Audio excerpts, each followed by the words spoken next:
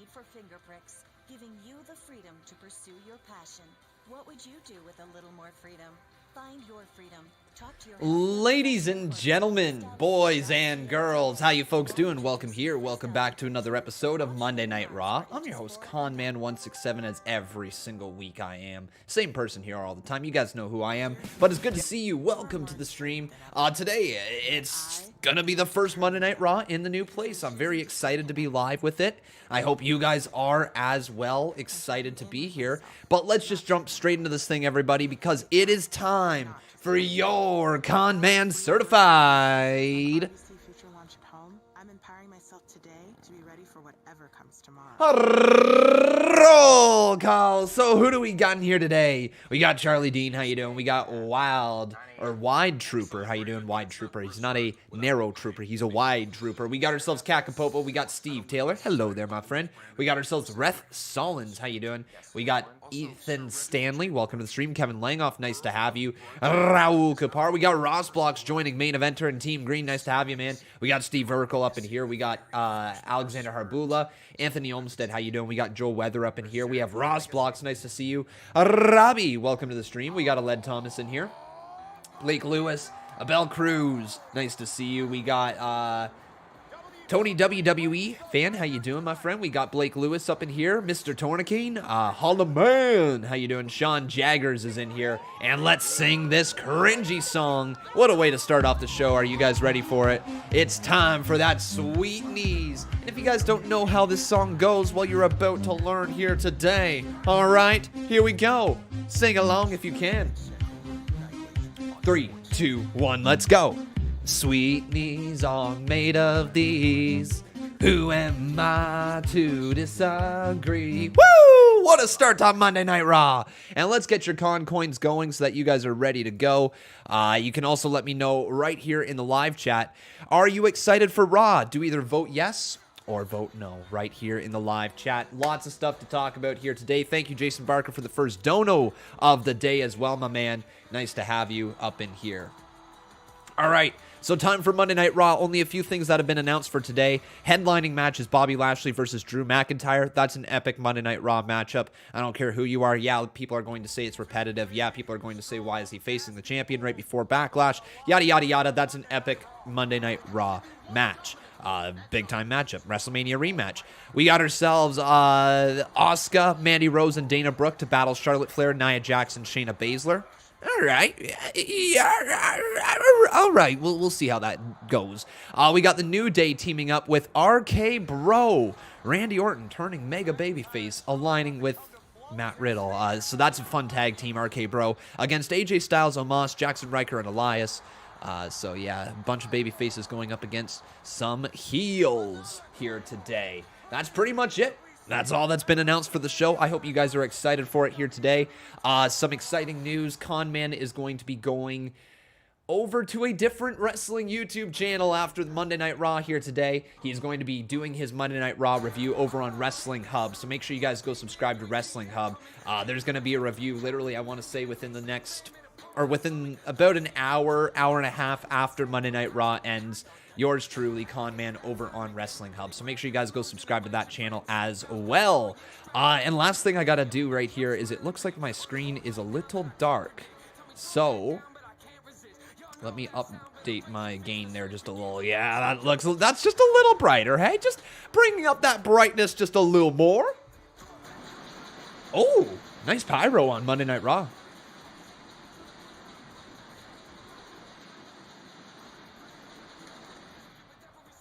Cool pyro. Nicely done from WWE. Nice way to start it off. First question of the day for my loyal viewers here. Do you guys like the name WrestleMania Backlash? Yes or no? Let me tell you something. From a fan standpoint, I think it's stupid to dilute the name of WrestleMania. I legit do. From a business standpoint, WWE sees the ability to sell tickets or sell the viewers on this show called WrestleMania Backlash because it's got the name WrestleMania in it. I don't personally like the name, but I understand why WWE is doing it. At the end of the day, it's just a name. If the performers put on a good card, I don't think any of us will be complaining about the name. Think of Great Balls of Fire. All of us were making fun of that name up until the event, and then Great Balls of Fire actually ended up being a pretty damn good event when it happened. So we'll see what happens with Monday Night Raw tonight, and of course with WrestleMania Backlash this Sunday. Here we go, though. Jason Barker starting us off with a 5-bomb, and we're also going to start things off with the daughter of the Nature Boy. 2 claps into Ric Flair. Woo! It's Charlotte Flair, baby.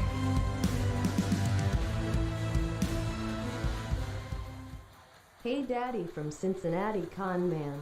Hey Daddy from Cincinnati. Well, if I was from Cincinnati, that would be even cooler. But unless you're from Cincinnati, and then hey yo, that makes more sense. But nice to see you there, Jason Barker. Hopefully you're doing well, my man. Good to see you. Still on commentary, Adnan Virk with Byron Saxton and Corey Graves. What's your thoughts on the commentary trio? This is now however many weeks of Adnan Virk. I want to say this is his fourth or fifth week, something like that. I can't actually remember how many weeks he's been around. But regardless, what's your guys' thoughts? Thumbs up, thumbs down, fist emoji for his commentary so far in this commentary trio. But we're going to get ourselves some more Sweet Knees action up in here. Here we go, my friends. Sing it loud and sing it proud. 3, 2, 1, let's go. Sweet knees are made of these. Who am I to disagree? Woo! And oh no, here comes. It's Nia Jax, Shayna Baszler, and Reginald.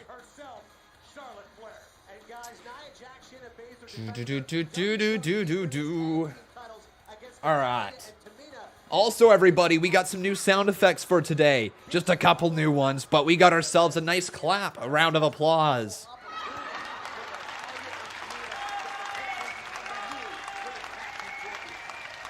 Here comes Mandy Rose and Dana Brooke. Yeah, keep the clap, keep the applause going on for the... No, good God. Okay, well, I moved. What? Where is it? Where's my prop book?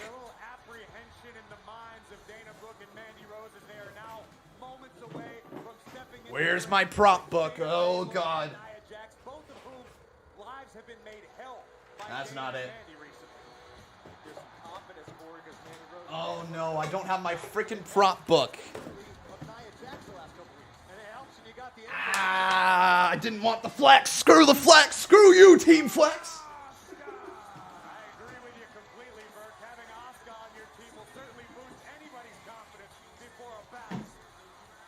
I think maybe over there? We'll find out. We'll find out.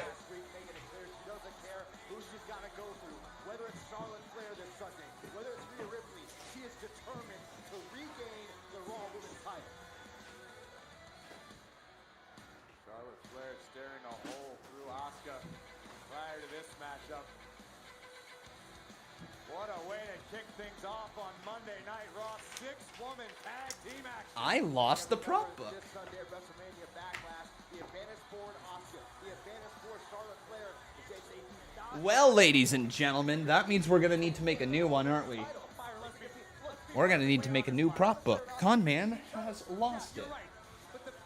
Well, regardless, you guys aren't here to sit here and watch me look for a prop book. You're here to listen to me talk about some good old wrestling. So, here we go. This match that we got on our screen right now is Mandy Rose, Dana Brooke, and Asuka versus Charlotte Flair, Shayna Baszler, and Nia Jax. So let's get this on the screen. Hey, Balin, how you doing, my friend? Good to see you. Unless...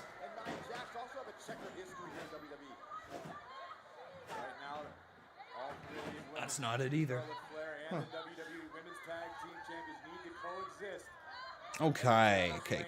Here we go. This match on the screen. Boom. Nicely done. And then we are going to be asking you right here in the live chat as to who do you think is going to win this match. So it's either going to be the heel team, which is going to be Nia, Shayna, Flair, or will that be the heel team? Or will it be Asuka and Flex? The face team. So here we go. Get your votes in, my friends. Do either vote heel or vote face right here in the live chat. And then we're also going to get the bets going for this matchup as well. So hopefully this will be good to go for all of you. As Mandy Rose just gets hit. Or sorry, delivers a big drop kick to Charlotte Flair. I got the two of them mixed up. And then Reginald just does a random backflip for no good reason. I mean, I don't know what you're doing there, Reggie. But you be doing flips on Monday Night Raw.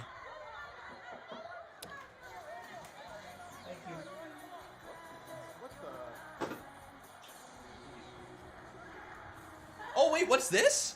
Alexa Bliss? Right. One sec, guys. Alexa Bliss is out here. Interrupt things? We're sorry. Well, I am. Lily's not. So, Lily and I wanted to come out here just to keep our eye on someone. someone? Who's the someone?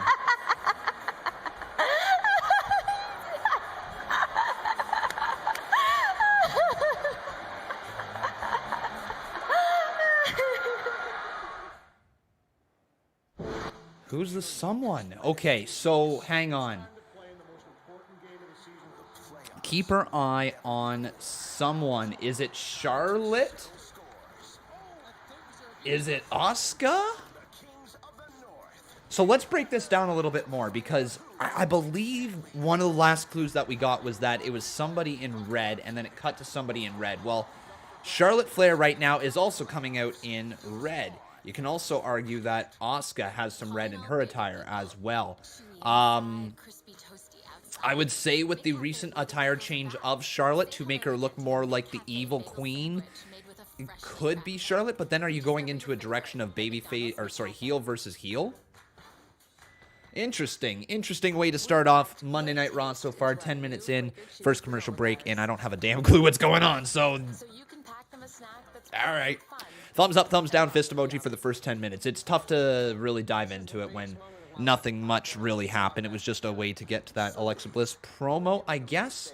Hey, Eve, Riot Girls of Wrestling, how you doing, man? Says, has Bray been on TV recently? No, Bray hasn't been on TV since WrestleMania. Yeah, we have not seen Bray Wyatt since WrestleMania. Gonzo, just missing, man. Nowhere to be seen. Let me ask you once again, though, who is going to win? It's either going to be the face team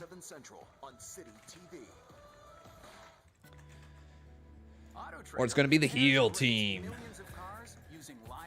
All right, there we go. And I think, ladies and gentlemen, it is now time for Con Man to direct your attention to something here on the channel. So, how do I jump into this? All right, my friends. So, everybody out there, let's just admit something, okay? Sometimes, I'm just gonna say it, you have to shave your balls, okay?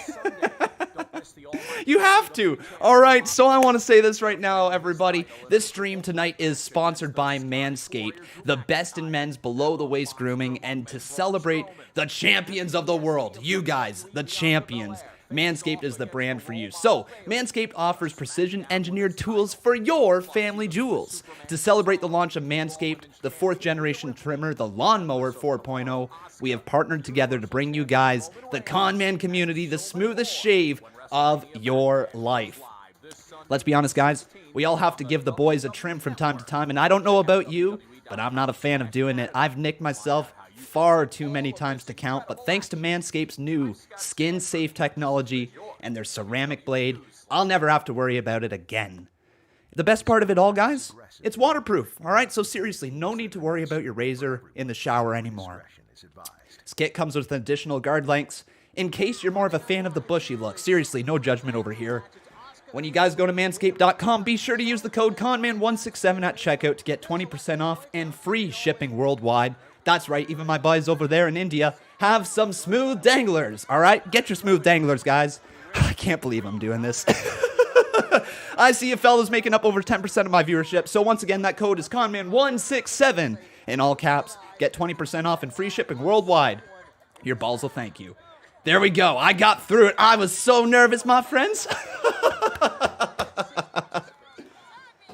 That is the most un-PG thing I've ever done on this channel, but there we go. We are partnering together with Lawnmower Manscaped to get you guys a smooth set of balls. All right. Woo! My oh my. The Smooth Dangler crew. So yeah, also guys, this is actually me now just talking without reading an ad. Obviously this stream is sponsored by them. But basically guys, if we want to have a constant sponsor, oh good God, I messed up the sponsor.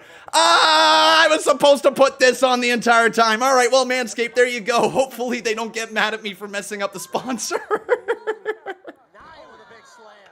Get your 20%, okay, guys? Just get your 20% plus free shipping. Use code CONMAN167. All right, there you go. There's your plug.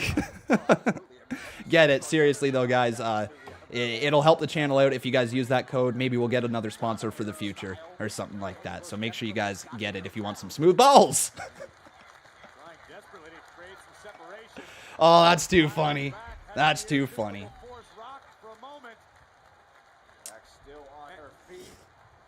So, I must have missed something. People are saying something about Jinder. Something about Jinder Mahal. I sold out? Nah, man. Nah, man. It's a freaking good razor.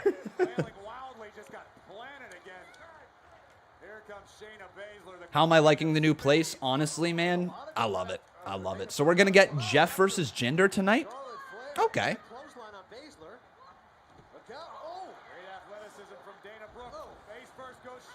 I might read that ad again later so that I can get through it one more time with the actual proper thing on the bottom. Who knows, though? I bet you guys are going to go get yourself a Manscaped anyways. But right now, Dana Brooke gets swept over there and dropped down by Shayna Baszler right on her knee.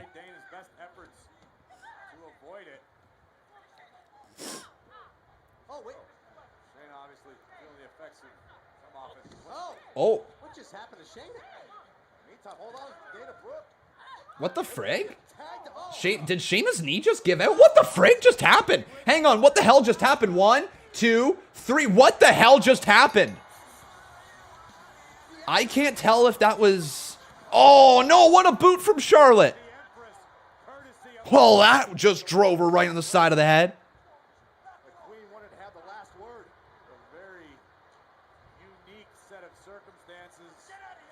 What just happened? As Alexa's just smiling, laughing away as she's swinging right there in her chair? Okay.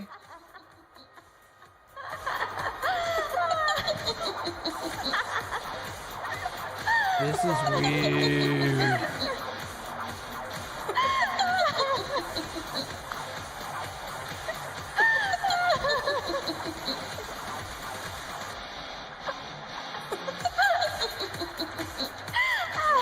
Switch gears, ladies and gentlemen.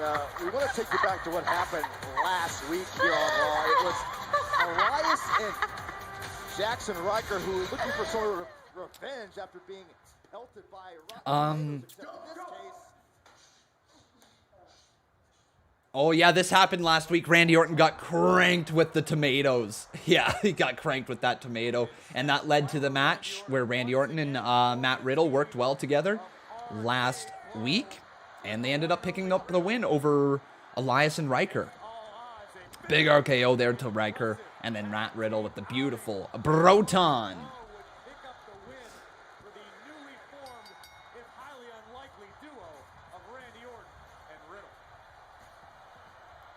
You think the Alexa stuff is terrible. Interesting. Anyways, we'll get to that in a hot moment. Here's the New Day backstage right now with Riddle. Hey, bros. I just want to say thank you for those registration forms. Because in a couple weeks, RK Bro will be an official tag team. Yes, you love to see it, man. It's a little known fact that every tag team in WWE must fill out a registration form. Unlike those frauds, AJ and Omos. Speaking of, what do we They got must fill out a registration form. All right. You thinking about throwing some bromados at Elias and Ryker again? All out of bromados, but I was wondering... Bromados. With some bromados. Ooh, in the face! That'd be tight, but I'm all out. But could you imagine hitting almost in the head with a huge tomato? Dude, hilarious. Almost as hilarious when Randy got hit with tomatoes last week. Did you see his face? He's like a cartoon character. You ever see SpongeBob SquarePants where Squidward gets hit with all the tomatoes and he's like, what? Is there somebody behind me? Randy's gonna be behind him. Oh, really? He's right there. Oh, hey Randy, how are you? We were just talking about the funny stuff last week with the tomatoes. Hey, Randy, look, we never meant for you to get involved in all of this, but if I'm being honest, I can't say that I'm upset with the result. Kind of looked like a herd with the tomatoes all dripping down and everything, you know what I mean? If we knew you were going to get hit by him, I would have definitely stood in between you and those tomatoes and defended your honors. Nah, dude, your face was priceless, Randy. You had to admit, it was pretty funny.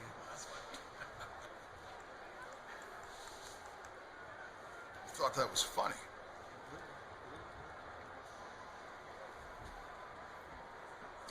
You know what I find funny? What? Ending careers. Uh-oh. Killing legends. Kicking people in the head. Setting things on fire. Ooh. That's what Randy Orton likes to do. He's a sadistic son of a bitch. Wild man. Hey Randy, we'll catch up. Later, bros. Yeah, man. What the freak? Xavier Woods talking about his contact? All right. Well, thoughts on Monday Night Raw here so far, everybody. Thoughts on the show. Kind of just a nothing 20 minutes. Sorry to say it, kind of a nothing 20 minutes. The laughing from Alexa Bliss is really the only takeaway so far. We'll see how it progresses. The 8-man tag team match should be pretty solid. Yeah, very, very solid stuff. Question, do I think Alexa trapped the Fiend and took his powers away and gave them to Lily? No idea. I just don't think I understand the story truly. I'm interested in it, but I don't think I truly understand all the nuances of the story and all the little tiny little details that have been hidden throughout the entire time Bray Wyatt's been a character, right? I just really haven't been able to follow it as deep as some other people like C Wrestling and like some other great content creators who have dissected the story the entire way. I wish that I could follow it a little closer. It probably, you know what? It's probably going to be one of those stories that over time, once the Fiend character, once this Alexa Bliss story, once it all kind of wraps up together and they put a nice little bow on top of it, basically, I think we're going to get a beautiful completion of the entire story, and we're going to look back on it as being one of those epic stories that WWE told over the course of time. I think this is a story that WWE isn't rushing. They aren't listening to the fans as the story is unfolding. I think they have their start, middle, and end point that they wanted to reach. I think we just reached the middle point with whoever this girl was. I think it was originally supposed to be Liv Morgan. Now it's Alexa Bliss. But I believe that they had this spot written for this girl this entire time. And I believe that this story has been planned since almost day one. I don't know if I'm naive for believing that. I don't know if I'm just a WWE mark for believing that. But that's what I believe. I believe they had the start of The Fiend all planned out with him attacking all the legends and getting that credibility and going on to win the Universal Championship. I believe they had that planned. And then I believe the middle point was getting to Alexa Bliss or Liv Morgan or whoever the Sister Abigail inspired type of character they wanted with The Fiend. And then they've got their end point. And I don't know what this end point is. We'll find out over time, won't we? For sure, for sure. Do you guys think there's going to be a big payoff with the Fiend storyline? What do you think? Let me know in the live chat. But we got a couple donations over here, so let's get around to them. First up is Rondo Slice. How you doing, Mr. Rondo? Good to see you. He says, haven't been watching Raw. It's quite boring. So I've been watching Raw on Peacock from 2002 when McMahon brought the NWO to Raw. Much more entertaining. Fair enough, man. I have hopes for WWE, high hopes in the future. I think that we're going to get some really entertaining TV within the next... People don't like to hear it, but within the next 5 years, I think WWE is going to turn around massively. I've been watching Raw quite I do think so. So I've been watching Raw on Peacock from 2002 when McMahon brought the NWO to Raw. Much more entertaining. Well, fair enough, my friend, fair enough. Then we got ourselves Patrico M over here, or Patrico. I'm probably mispronouncing your name, sorry about that. But he says, sup, how's your day going? Does Sami Zayn look like Elmo in your opinion? Sup, how are they going, by the way? Does Sami Zayn look like Elmo in her opinion? Let's take a look, okay? Let's take a look. So, Sami Zayn, all right. So, Seriously,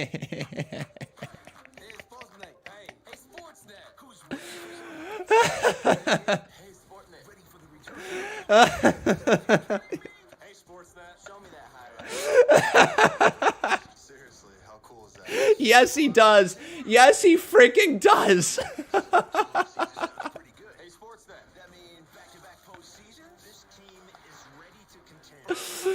Oh my god, yeah, he does. Yeah, he freaking does. Oh, that's too funny, man. Yes, he does. Yes, he does. I've never made that connection before. You know who doesn't look like Elmo? Braun Strowman with those nips. But yeah, freaking yeah, Sami Zayn looks a little bit like Elmo. Good stuff. Dave Arrua dropping his 10 bomb. He says, just placed my order to support you. Yeah, Dave! Yeah, Dave! Yeah, Dave! Yeah, Dave! I'm going to give you a nice little clap.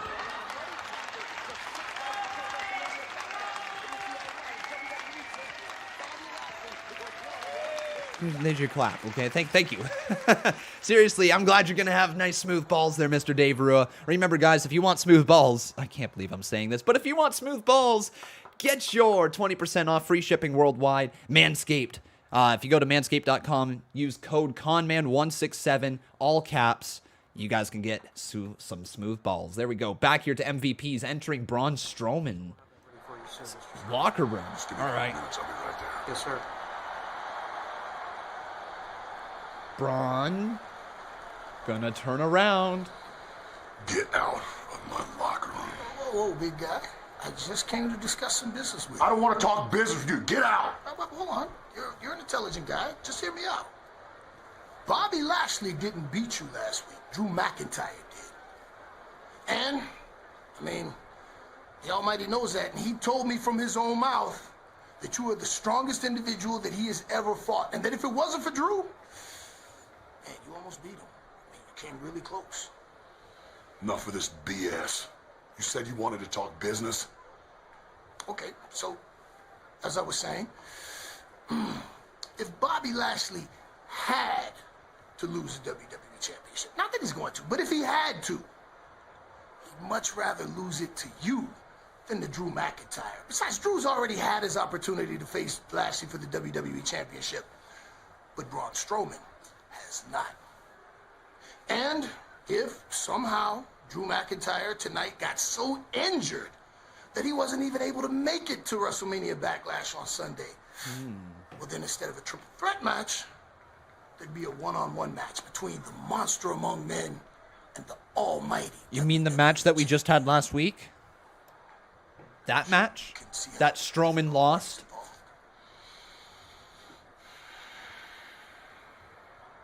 I really don't like you.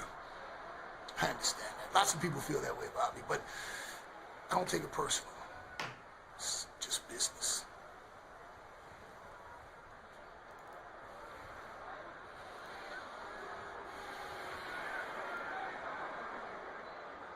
I find it very interesting that MVP apparently trying to strike up some sort of deal with Braun Strowman just weeks after MVP did the same thing with Drew McIntyre. Okay. Well then.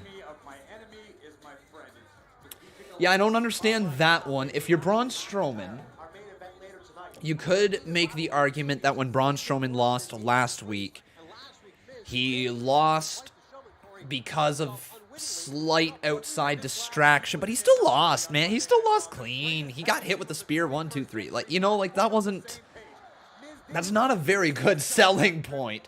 Trying to get it down to the one-on-one match and to make us believe Braun could take the title away. In my opinion, that's not the correct way to go with this story. I personally don't like the fact that WWE is having Braun Strowman face off against Bobby Lashley last week, and now we're having Braun Strowman Now we're having Drew McIntyre face off against Bobby Lashley this week. Granted, it's still a mega match. Like I said earlier today, Bobby Lashley versus Drew McIntyre is still a big-time match. We've just seen it recently. And when we're going to see it this Sunday, it makes you wonder how many times are we going to see this match. And it's not even like this is the first time they feuded with each other either. Remember, they feuded, I want to say, back after Drew McIntyre won the WWE Championship for the first time, correct? Oh, yeah, Johnny Drip Drip. He's got a fanny pack. Oh, yeah. Still drying off after getting drenched by the most moist sea superstar in WWE history, Johnny Drip Drip. What? Yeah. Gentlemen, I called everybody here because Priest had an idea that I thought was beneficial that everybody hears. Why would we want to hear anything he has to say? Because I've been beating you two up nonstop, and I have a better idea for how to make this match with Morrison a little bit more interesting. Yeah? Well, I would have beat you last week if it wasn't for, well... Really? Watch out. We all can see what you're doing. You can? Hey, yes, Miz and Morrison starting to have some issues with each other. What matters is John Morrison is going to beat you tonight, and this Sunday, I'm going to beat you at WrestleMania Backlash. All right. How about we raise the stakes then? If John can beat me tonight, he gets to pick the stipulation for our match this Sunday. But if I win, I get to choose. Oh. Why would I put my fate into someone else's hands? I mean, come on. We accept. Yeah, they're having issues. Miz and Morrison are having issues. The slow split is slowly... Well, of course, slow split is going to be slowly, but still. Slowly starting to happen. Fine. All right. Morrison keeping his glasses in his fanny pack? Come on. Guy's money. Johnny Drip Drip. I'm with that guy. Let's see drip on his head. Jinder! Don't hinder the Jinder! Jinder Mahal. And nothing smells better than fresh competition. And as a modern-day Maharaja, I can say that I am happy, I am excited to be back on Monday Night Raw. There we go. But I haven't come alone.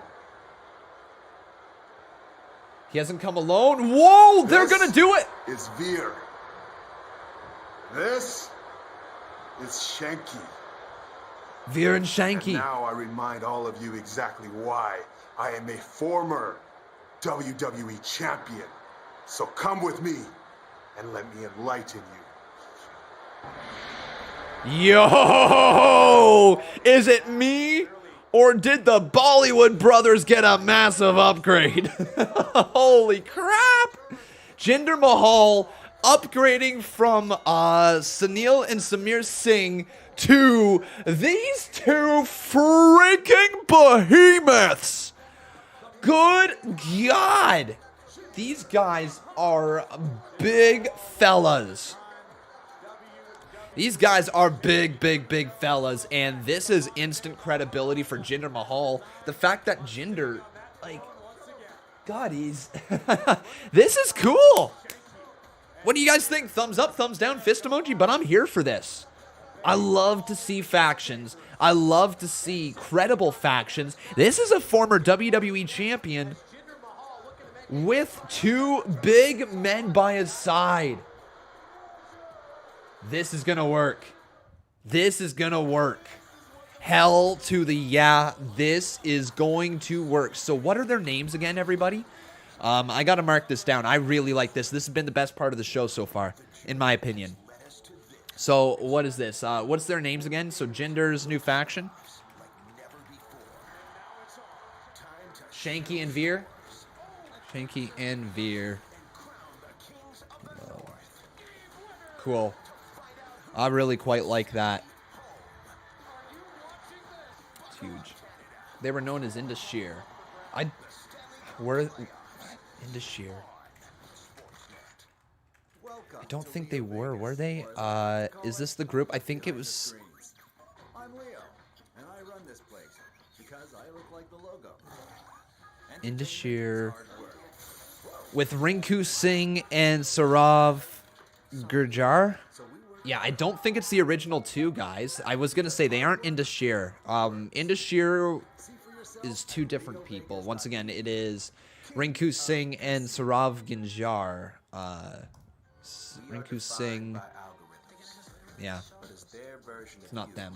really you. The all-new Infinity QX55.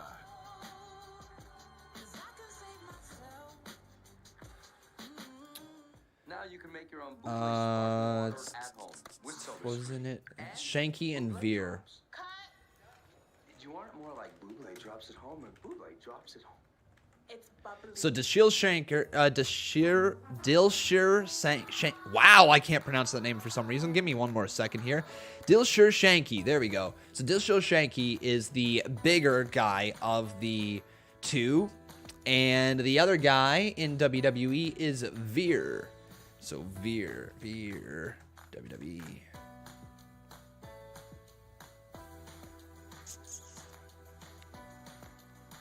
Rinku Singh. So Rinku Singh is Veer, and Dilshir Shanky is Shanky. So Veer and Shanky are the two guys' names. I'm a fan of that. Yeah, so Rinku Singh. Rinku Singh is Shanky. Or no, Rinku Singh is Veer.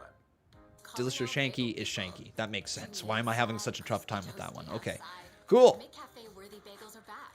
Say hello again to the McCafe bagel sandwich made with a freshly cracked egg. How much you want to bet that Hardy's going to have a jobber entrance? I'll gamble if I'm wrong. Well, it actually might be a thing. Jeff Hardy really not being used heavily by WWE at the moment, for whatever reason. If you guys were the person in charge of booking WWE, what would you do with Jeff Hardy? Would you create a faction? Would you create a tag team? Would you go for a singles run? What do you think? Would you take him off TV? Try to rebrand him? What would you do? Let me know here in the live chat. We got ourselves Dave Rua over here dropping the 10 bomb. Thank you so much there, Dave Rua. Appreciate it, buddy. And once again, he says, just placed my order to support you. Team Trim Balls. Oh, yeah. Get your trim balls, guys.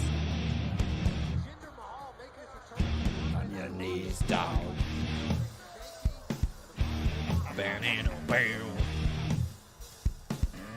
All hail. Bow down to the king. Just play. Wow, Jeff Hardy getting a full entrance. Hashtag Team Trim Balls rolling on the floor, laughing, rolling on the floor, laughing, rolling on the floor, laughing. All right, so there you go. Jeff Hardy is going to get his actual entrance here with Pyro. That's good. Like, that's actually good. I wonder if, does Jeff Hardy beat Mahal? Yo, they might actually have Hardy beat Mahal here tonight. I know they want to try to build Mahal up as a big, credible threat, but what do they do if maybe Jeff Hardy gets a roll-up victory over Jinder? Then that starts the beatdown of Jeff Hardy from Indashir, and then maybe to... Oh, God, who could you make a tag team with? Who could come out as a babyface tag team to save Jeff Hardy? New Day's busy. MSK, dude. Yo, bring up MSK. Just bring him up as the tag team champions. Why not? To save Jeff Hardy. That'd be fun. I guess you could do Jeff, Ricochet, and Gulak. Yeah, you could do that. Ricochet and Gulak could actually work together. Lucha House Party. Actually, you know what, guys? You might be onto something there. Could be Lucha House Party. Viking Raiders. That's also... Viking Raiders. That's the one. That's the one. There you go. That's the one. Viking Raiders come out to make the save. Hell yeah. There you go. Good call, if that was the case. So what I'm guessing is, it's a weird guess. It's weird to go against Jinder Mahal in his debut return, if you will. But I'm going to go ahead and say that Jeff Hardy wins via surprise roll-up or something like that. Jinder Mahal and his two big guys by his side are going to beat down Jeff Hardy. And then maybe the Viking Raiders come out to save Jeff Hardy, which will lead to a six-man tag team match in the future. Maybe next week, maybe tonight. We'll find out. But let me ask you, who will win? It's either going to be Jeff Hardy, or it's going to be Jinder Mahal.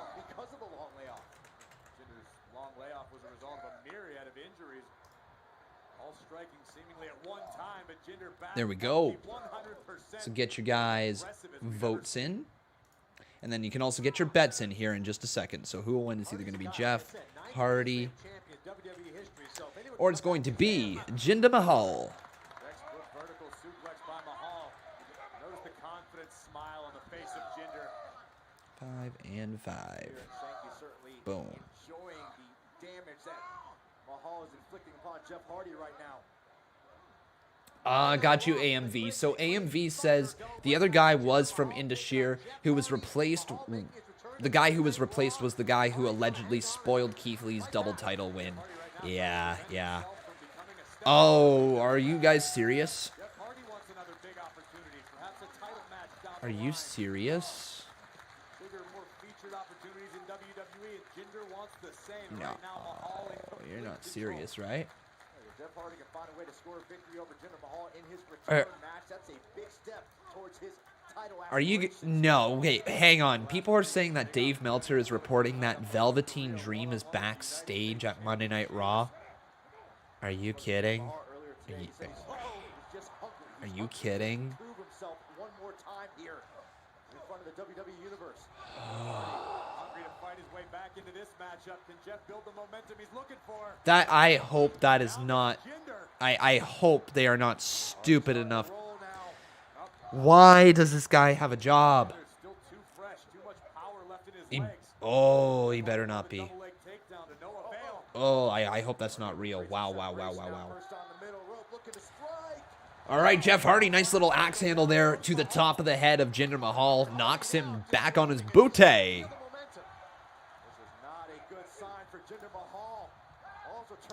Going for the twist of fate was Jeff Hardy. Jinder Mahal, though, with a high knee, catches Hardy right across the side of the head. Uh-oh, Jinder Mahal might be closing in on the victory. Jinder Mahal, are you kidding? Jinder. Koloss. 1. Wow, they really just did Jeff like that. Wow. Good God. They just did Jeff so dirty.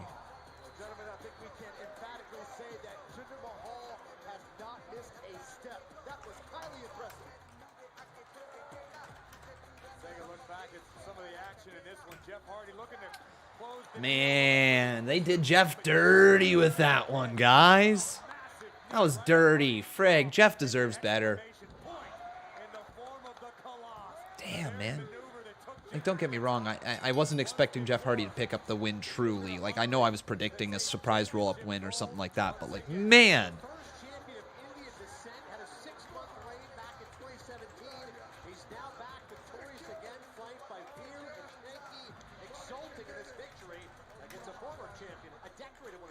Oh, here's Daddy DeVille backstage. What's she going to have to say to all of us here tonight? Oh, and she's meeting with Charlotte. Hey, Cody Bagg. How you doing, buddy? Good to see you, man. So Sonya and Charlotte, is something going to go down with them there tonight? We'll find out in just a few moments, won't we? And now Riker's got Rotten Tomatoes again. Riddle, Kofi, Woods, and Randy Orton. Oh, I love the sound of that. Oh, yes. What are we doing here? What is all this? Look, AJ, we finally got an opportunity to pay back New Day for blasting us with these stinky Rotten Tomatoes. And I wrote a little song to honor us all being a part of a team tonight. That's right. Play it for him. Play it. No. No Styles wants none of it. No song, although I do enjoy your music, Elias. And Riker, I see you looking at me. Yeah. I shaved off the beard with the goatee. Makes me more aerodynamic. Looks good. Thank you. Hey, look, guys. You're with the Raw Tag Team Champions. Let's take this match a little bit more serious, all right? All right? Yeah. This is going to be our opponents. Oh, my God. Guys. That freaking tomato was pre-sliced. That tomato was pre-sliced. The tomato was pre-sliced. All right, chant it, throw it up, catch it, and chant it out with me. It's 3 letters B-R-O. Bro.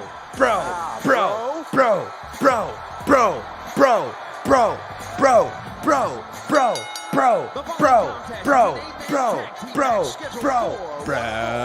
Introducing first from Las Vegas, Nevada, weighing in at Dre J says, Con, no, it was not. Yeah, it was, my man. Yeah, it was. You take a look back in the video. You can see 2, 3, 4, 5, 6 slices right across the top. So when he squeezed it, the juices would come pouring out the top, and he would be able to crush it, no problem. They didn't want to have a mistake with it, but they definitely did pre-slice it.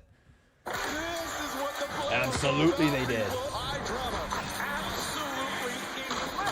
All right, let's get back here to the donations. So up next, we got ourselves Mr. Tevin Walker. How you doing, Mr. Skywalker? Good to see you, buddy. Good to see you as always, dropping that 5 heat up in here. I appreciate you, man. Hope you're doing well. Oh, shoot. Volume was really high. Well, regardless, thank you very much, Tevin Walker.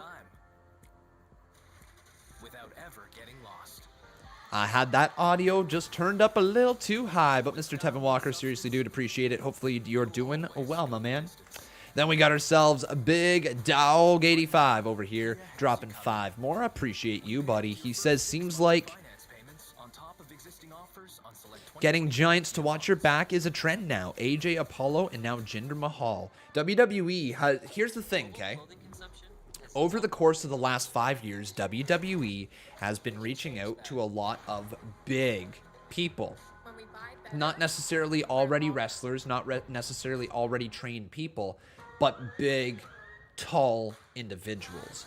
And they've trained them for the last 5 years. Not all of them have been signed to WWE for 5 years, but a lot of them have been recruited by WWE within that time frame. And we are just now finally starting to see WWE feeling confident enough to put them out on TV, to allow us to see them, because they've developed them for quite some time. And the best way to introduce somebody, especially somebody who is a giant, is to put them with somebody who needs a giant next to them. It's one of the easiest ways to get a superstar into the business, is putting a new superstar who looks impressive with an already established superstar who needs maybe a little bit of an extra rub here and there, or something, needs some extra heat, or needs somebody to be able to take a couple bumps. That's the whole purpose of the big bodyguard. Seems like getting giants to watch your back is a trend now. And obviously AJ not too many Apollo, bumps. And now Jinder Mahal. Because you definitely want to... yeah, you just definitely want to make sure that they are protected throughout their entire career, but you also have to allow them to not be the main part of the act if they're just getting put on screen, right? So it's a interesting little middle ground you have to find. Jason Barker over here dropping 10. He says, did you just call him Dinner Corey Graves? He might have. Did I miss that? I might have. By the way, Rowdy Warrior, you became the new boss earlier, and now we got ourselves another new boss in the form of Big Dog.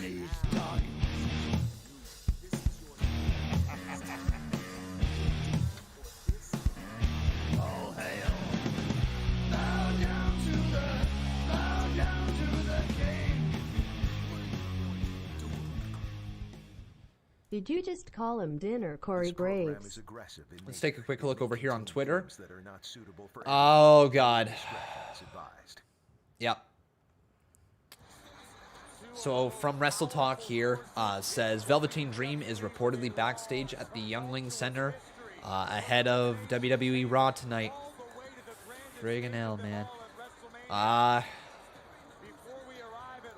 Isn't this fun? Isn't this fun being on Twitter? Don't you just love some fun stuff on Twitter? Seeing me tweet out, Jeff Hardy deserves so much better than this. In no way, shape, or form did I say Jeff Hardy should be the guy who beat Jinder Mahal.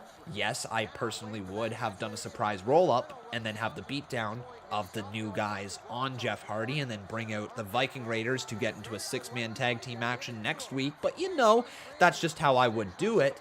But it's lovely to see people responding on Twitter and says, and why does Jinder deserve to just lose? I didn't say that. It's fun. Twitter's so fun. But here comes Randy Orton, one half of RK Bro. What do you guys think about the tag team between Matt Riddle and Randy Orton? Thumbs up, thumbs down, fist emoji right here in the live chat. Riddle just doing the pose. Successfully exactly 2 times. Let's not get ready to give them a championship reign or build them a pantheon to their great. I have to admit, you feel at least a little bit impressed with the chemistry we've seen between I taste blood that's falling. I feel tensions rising. I hear voices in my head. They talk to me. They understand. They talk to me. They talk to me! What the frig, Connor? Alright. But I'm ready for this tag team match. 8-man tag team match, actually.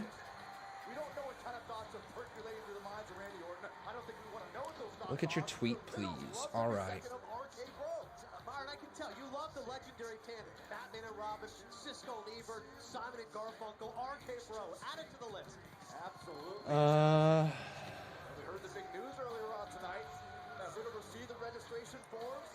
RK-Bro is going to be Told to take a look on Twitter here. What am I looking for? Here longer than I have. I've never heard of a registration form for a tag team.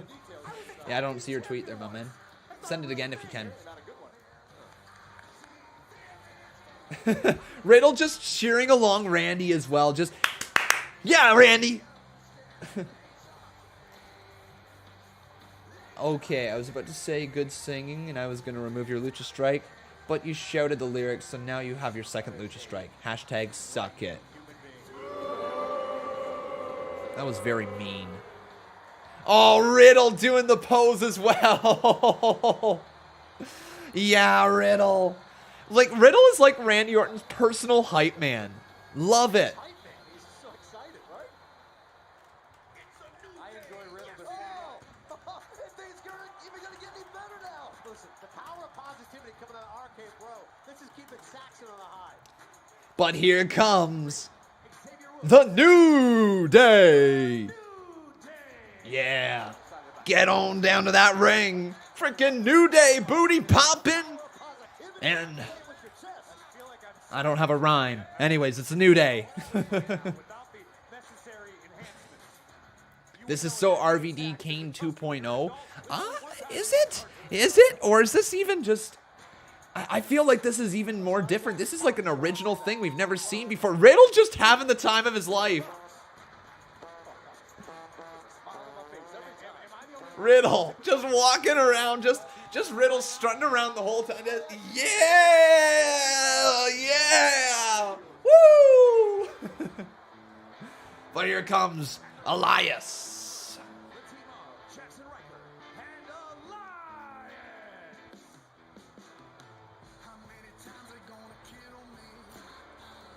Man, Elias could be a big star.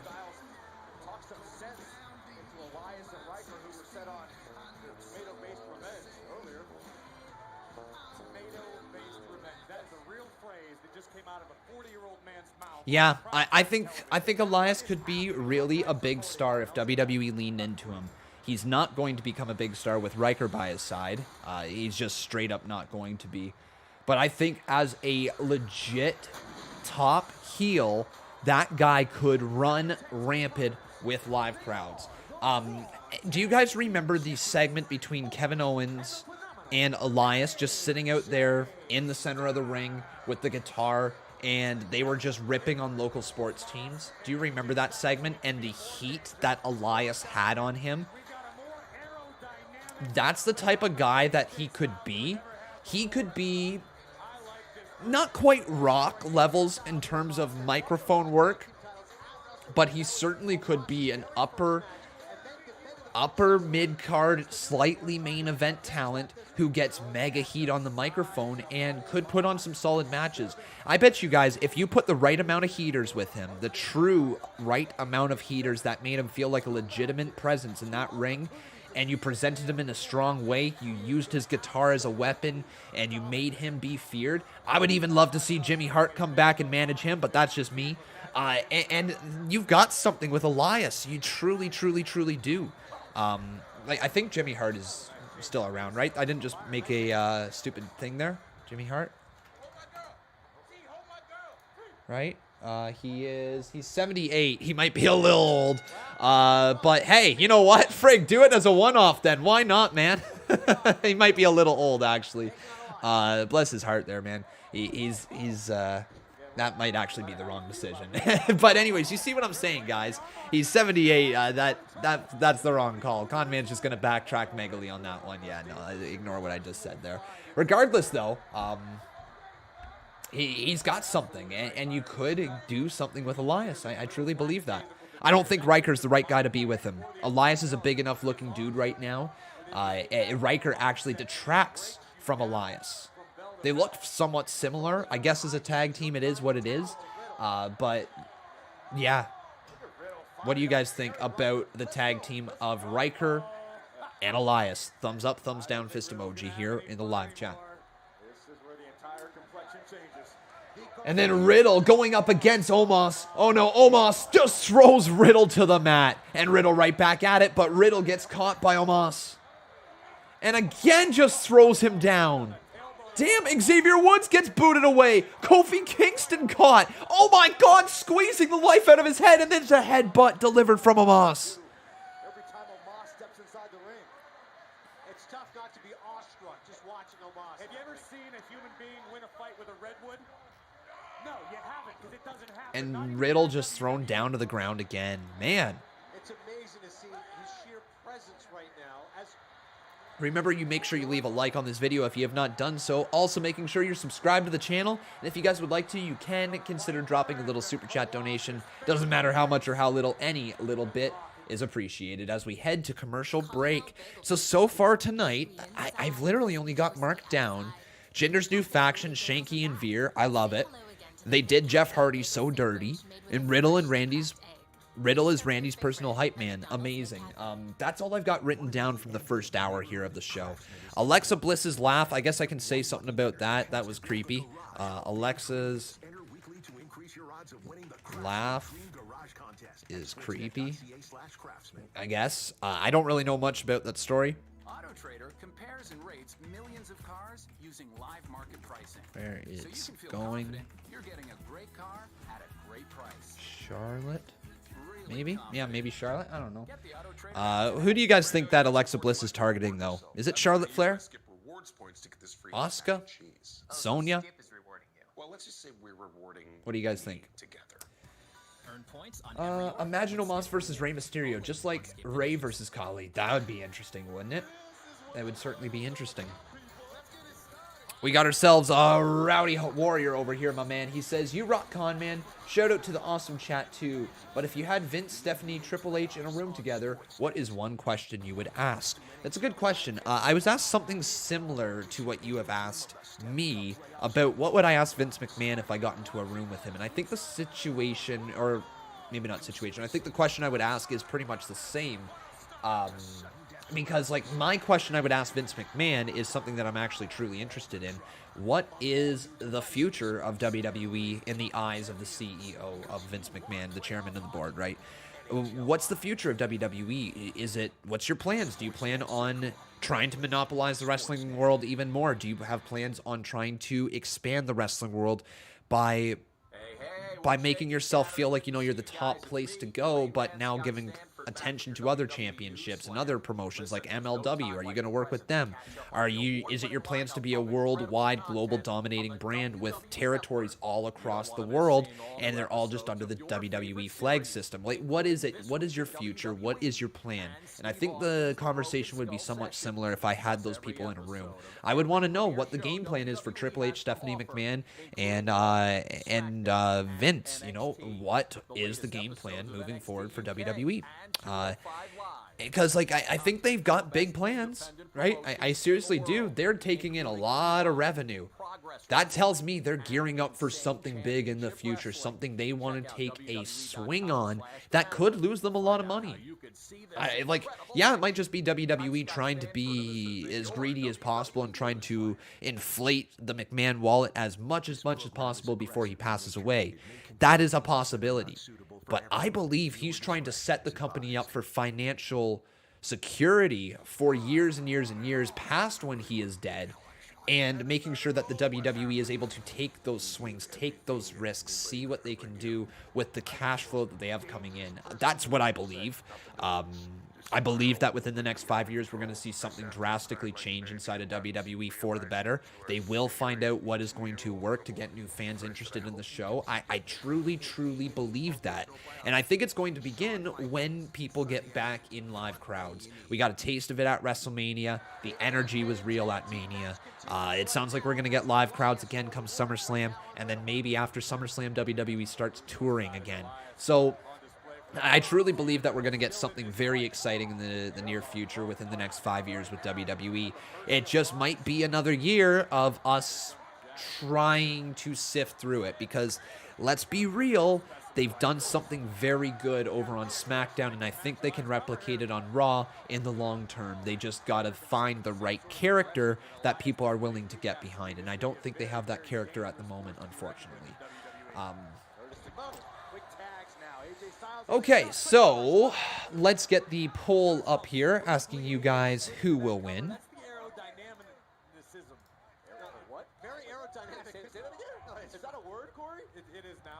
Yep, we're working towards the match poll.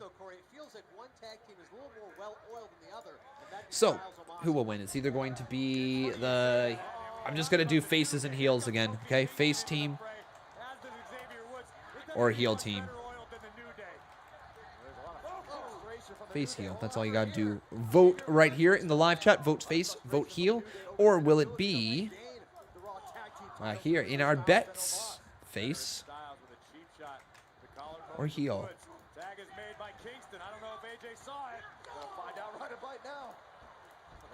I like the presentation of Omos during this match so far.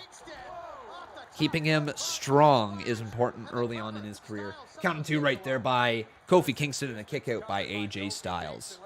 That was a high crossbody. That was actually a 5-star frog splash crossbody. That's exactly what that was. It was a frog splash crossbody. Creative from Mr. Kofi Kingston. Now Xavier Woods is sent to the top rope, but Elias, that's illegal, dude. You can't do that. You can't do that. Instead, you get hit with a drop kick courtesy from Xavier Woods. And now AJ, oh, what? A spine buster? Since when does AJ use a spine buster? Yo, since when does he use a spine buster? Tag has been made. In comes Ryker. Make it so, number 1. Count of 2, kick out by Xavier Woods. What's my thoughts on AEW going back on the road? They can do what they want. Sure. It is what it is. If people are going to go to the shows at this point, people want to go to the shows. People feel safe going to the shows. This is their personal decision at this point. If they've been vaccinated, all that stuff, you know, it's their personal decisions at this point. Oh, another spine buster, this time from Elias. Count of 2, kick out by Xavier Woods.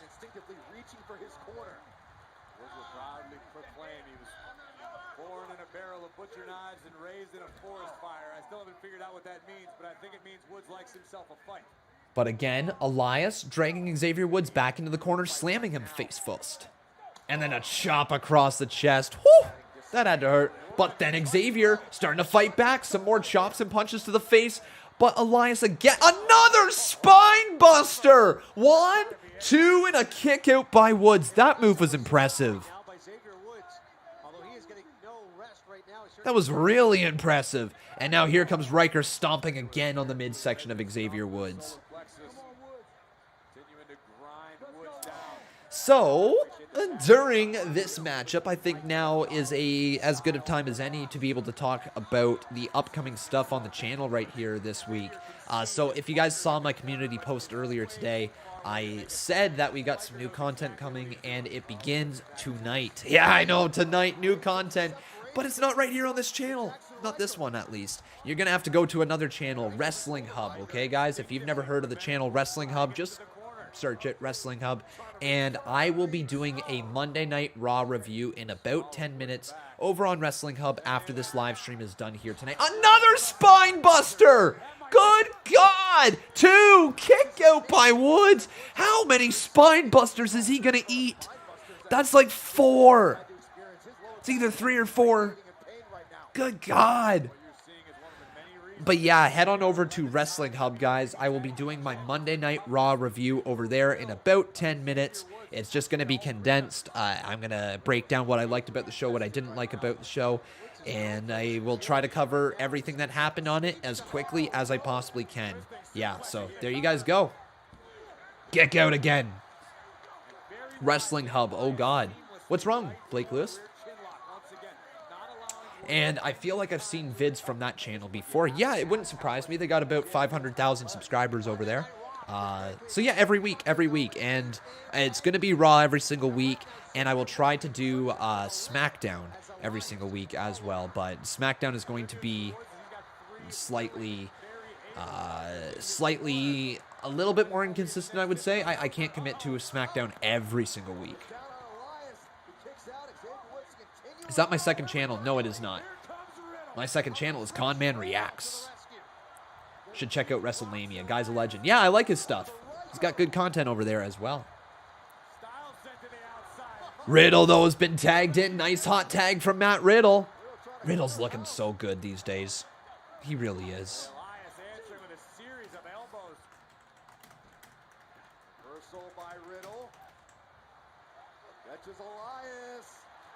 What? Riddle! There it is! Is that the Bro Derek? 2? Broken up by Omos. Oh, look at the size of that ham hock. We'll see you later, Raul. Have yourself a wonderful night, buddy. Thanks for stopping by. Have a good sleep, man. Oh, what the hell just happened? I think Randy Orton just got tagged in, though, as Omos hit a right hand, but he sees the tag. Xavier Woods. Uh-oh, Xavier Woods. Drop kick to Styles' face. Damn. Wait, what's Omos thinking? What is happening to AJ Styles? The New Day doing Ring Around the Rosie. I mean, AJ Styles is going to need Manscaped after this. You guys should use code CONMAN167 to save 20% and have free shipping worldwide to get yourself some Manscaped. Anyways, Randy Orton hits the RKO on Elias. Cover, 2, 3. It's over. Randy pins Elias.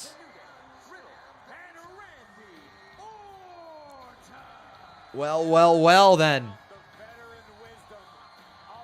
Styles holding his Southern Styles, if you know what I mean. But Randy and Riddle win again? Randy and Riddle win again. Kofi! Yo, wait, what's this? Kofi and...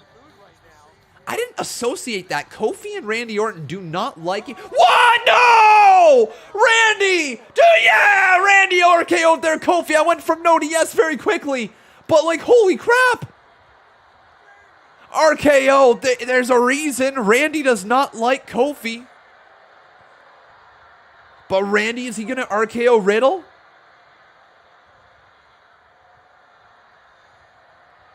No, he doesn't. So, Randy Orton still staying a little bit like a heel. A little bit like a heel. Yeah. All right.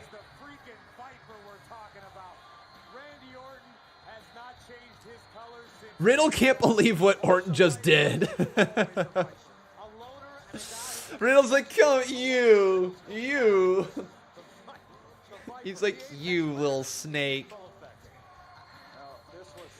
Randy looks back slowly over his left shoulder. There's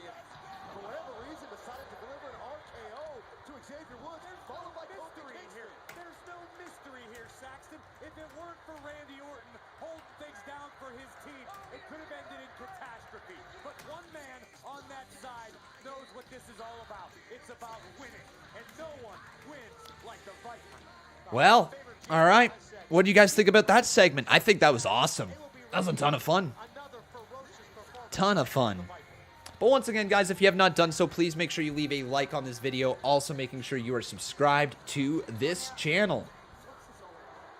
What do you mean? Rhea and Asuka. Okay, relax. No, we are not doing this in my office.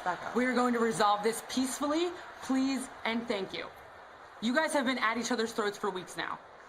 I was given an idea, I liked it, I approved it, to have the two of you resolve your issues so that you can focus on the triple threat match this Sunday. So tonight, you guys are gonna go one-on-one. Wow. Whose idea was this? I'm not going to tell you that. I saw Charlotte coming here earlier today. Is this her grand idea to have us rip each other apart so she can have the upper hand at WrestleMania Backlash? Rhea, I'm not going to say I've you told me because... already competed in the ring once. Tonight, I will do it again because I'm ready for Rhea. All right. Okay. Fine. I'll beat you tonight, just like I beat you at WrestleMania. Charlotte can have all the good little ideas that she wants. It's not going to stop me from coming for her this Sunday. All right. All right.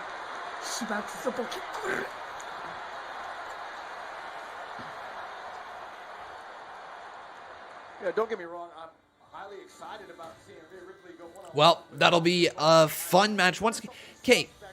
So like, I got a legit question though for Monday Night Raw writers. Okay.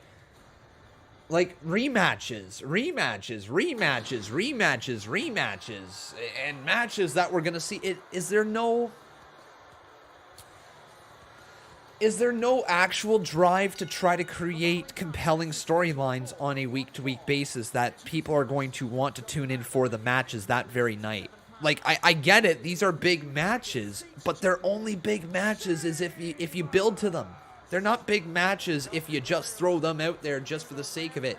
You can get a cool match anytime. Doesn't matter who's in the ring. You can get a good match, but it's the story behind it that builds the level of the match. We're getting Humberto Carrillo. Did we ever get this match? I can't remember if we've ever gotten that match or not. I know we got the beat down a couple weeks back, but I don't think we ever got the match. Fill me in if we have. But we have gotten it. There has been an actual one-on-one match. No, we haven't. I can't remember. I know there's been some interaction between them, so I'm not gonna nitpick this one. I legit can't remember if they've had a match together or not yet. No, we haven't seen it. All right, well then it is what it is. So yeah, anyways, I'm just getting at this is like there is so many rematches on Raw, and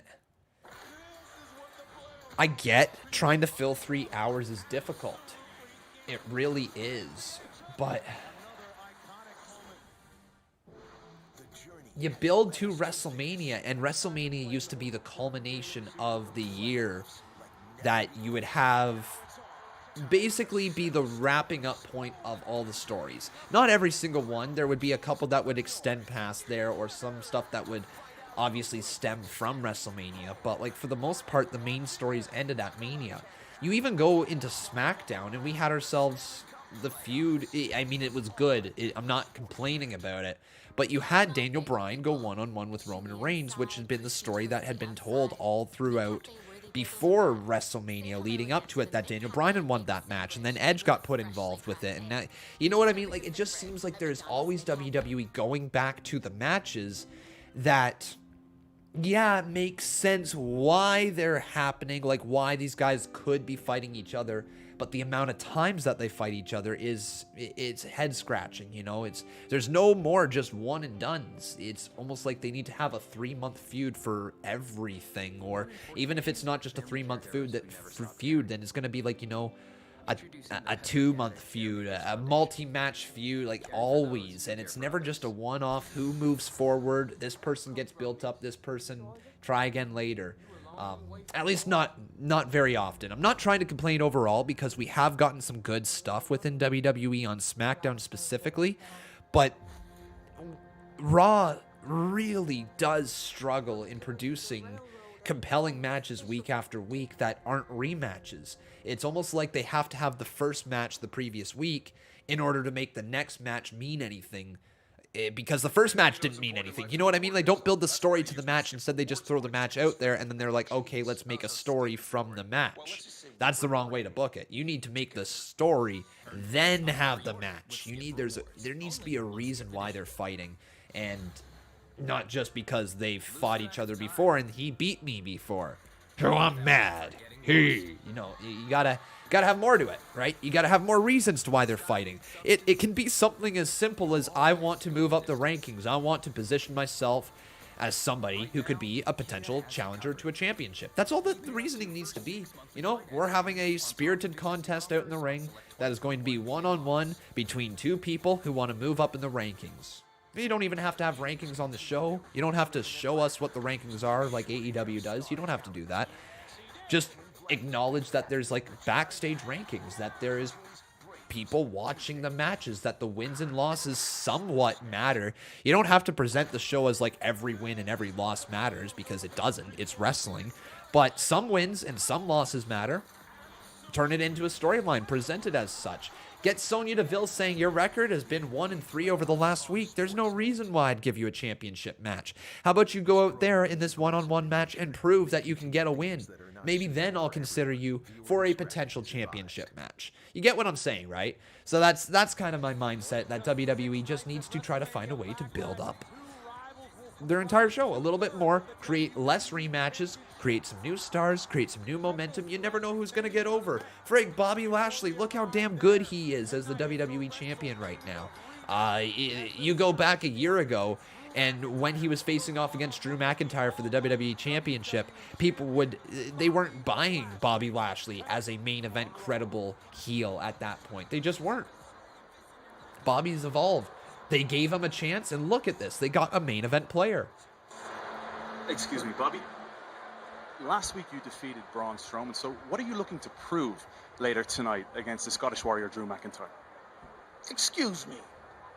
Could you be any more disrespectful? You just come in our dressing room without knocking, and then you have the audacity to ask what the Almighty is looking to prove? Perhaps you missed WrestleMania, where this man already proved that he is the better man. And tonight will be no different. It's like the sequel to a movie with a foregone conclusion. The Almighty defeats the Scottish Warrior, Part 2, coming to a theater near you. As ridiculous as your question. Well, what about the outcome of Sunday's Triple Threat match at WrestleMania Backlash? Man, listen, 2 weeks ago I told you that I can beat Drew and Braun in head-to-head competition.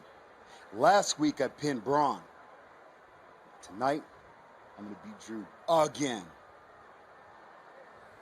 What do you think the outcome will be? MVP, one for you. Reports have suggested that you've made a business proposition with Braun Strowman so that he and Bobby Lashley can work together later tonight against Drew McIntyre to ensure that the Triple Threat will be a singles match at WrestleMania Backlash.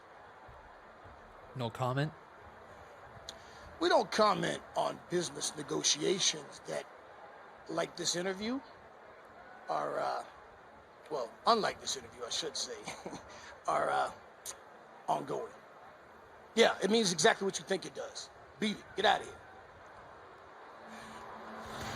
Sounds to me like Lashley and MVP ready for the Scottish Warrior in our main event tonight. And Sheamus is in the ring right now.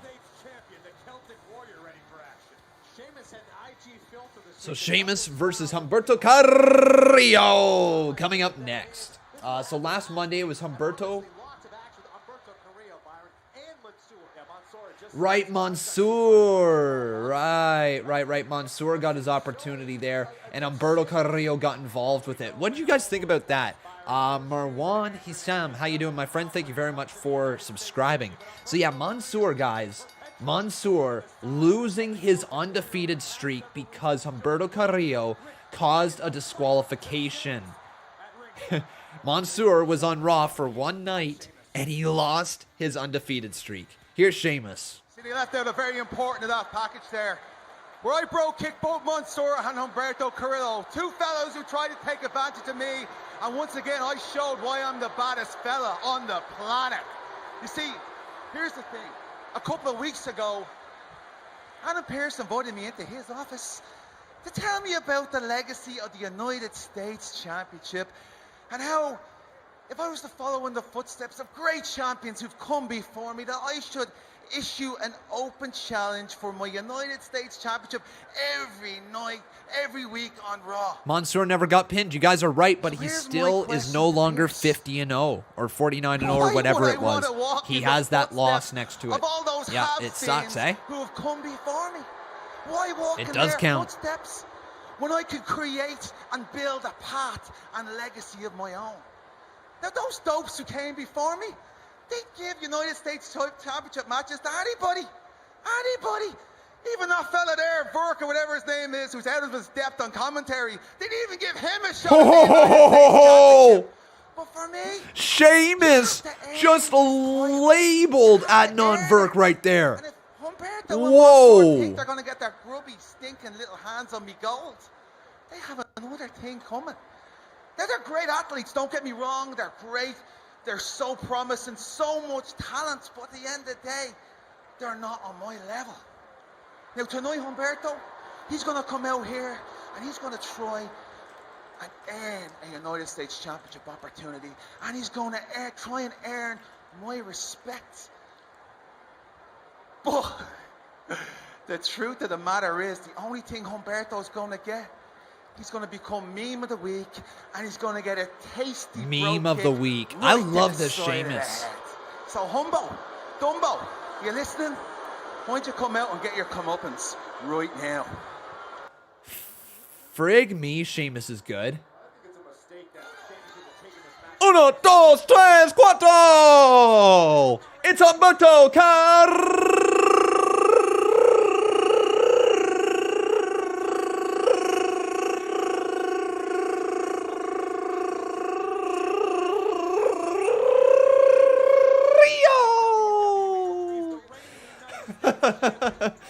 Oh, there you go. Humberto Carrillo coming on down to that ring. Hey, C Wrestling, how you doing, man?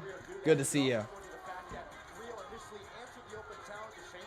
It shouldn't count. It counts as a draw victory. 49-0 plus 1. No, guys, stop trying to get away with a technicality. He lost. He lost, guys. His record's 49-1. All right, I know you want him to still be undefeated. He lost. WWE made him lose last week. He lost via DQ. His record is 49-1. It wasn't a no contest. It was a loss via disqualification. Your winner by disqualification, Sheamus, is what it was last week. C Wrestling says, wow, I really thought that was a sound effect. Oh, that's too funny, man. All right, let's get this. I just realized I had this tag team matchup on there on the screen the entire time. Whoops. Still to come tonight, Asuka versus Rhea Ripley. And we're about an hour and 20 minutes into the show. By the time this match is over, this should take us to about the hour and a half mark into the show. So at this point, in-ring competition hasn't been that solid. It hasn't been bad, but the in-ring matches themselves have just been okay. They're not the talking points. Not a ton of talking points at this point of the show either. Sheamus has been one of the most entertaining parts. Jinder Mahal was one of the most entertaining parts with the new faction and the win over... Oh my God, Sheamus just launched Humberto. Just launched him, man. Trenton Pinkard says it's not 49-1 con man. He also lost in NXT before he went to Raw. If you want to go off of what WWE is going off of, okay, this is not con man stats, all right? I'm going off of what WWE has been telling us in the storyline, all right? They have been telling us that Mansoor is 49-0, and then last week he lost, which would make him 49-1, thanks to the disqualification finish.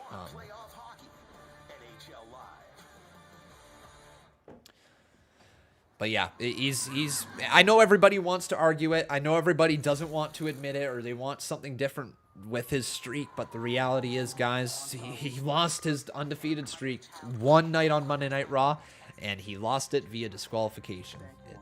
It's a damn shame. I was wondering if they're doing it to try to get him some babyface momentum and trying to get us supportive of him, and I think it might work if that is the direction they go. But they're gonna have to follow it up. They're gonna have to get Mansoor to be the guy. If this is the story that they're going with, I wouldn't have pulled the trigger unless you have true plans to pull this. But like, if Mansoor is the guy to take the title off of Sheamus, everything is okay. If Mansoor isn't the man to take the title off of Sheamus, they done effed up, in my honest opinion. If they brought him up, made him lose via disqualification, Sheamus gets to gloat about that, and eventually Mansoor takes the title, 2 thumbs up. That's a good story. I can get behind that. I can't quite get behind just people losing undefeated streaks just for the sake of losing undefeated streaks, right? it could very well have been a Vince McMahon decision to say, I want Mansoor up here in our mid-card, but he can't be undefeated. We can't be booking him like that. So give him his first loss and never acknowledge it again. Like, that might be the way they chose to do it, which I don't agree with, but we'll see. It was not a draw. It was not a draw. Do you guys want more proof? Good freaking God, I'm telling you right now. It's not a draw. He lost via disqualification, all right? Get your heads out your asses. Listen to Con Man, all right? Con Man knows what he's saying here. Ladies and gentlemen, right here on WWE.com, Sheamus defeated Mansoor by disqualification. Come on. That was the final call. You want proof? I'm going to pull up the audio from last week, all right? All right, I'm going to pull up the audio from last week even. Listen, despite Mansoor, certainly, you never forget your first and Mansoor tonight. How do we find the finish of the match? Tonight on Mansoor. Look at this. Coming. The Crow kick. Say his strength and resolve as well. Okay, they didn't have the announcement there on WWE.com, but still, still, it's not a draw. See, Wrestling says by DQ, they can say never been pinned, never tapped out. Absolutely they can. That's the direction they should be going with it. But still, like, to me, if the goal, once again, guys, if the goal is to get the title on Mansoor, I'm okay with it. It's a story. I can get behind it. It's babyface momentum, yada, yada, yada. If it's just to get the undefeated streak away from him, then that's just not the right call.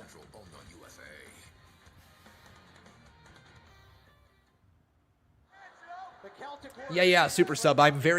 So, I want to make a PSA to everybody listening right now. Con Man understands that Sheamus beat Mansoor by disqualification. Mansoor has not been pinned or submitted still. I'm very much aware of that. And Mansoor is no longer undefeated.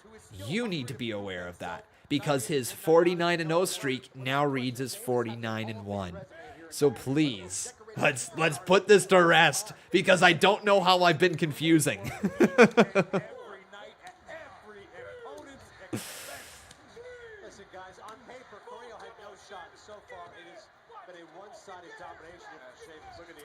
Sheamus very much under control here with Humberto Carrillo.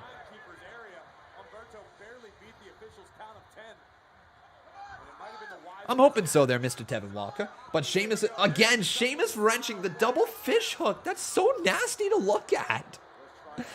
But also really fun, not gonna lie.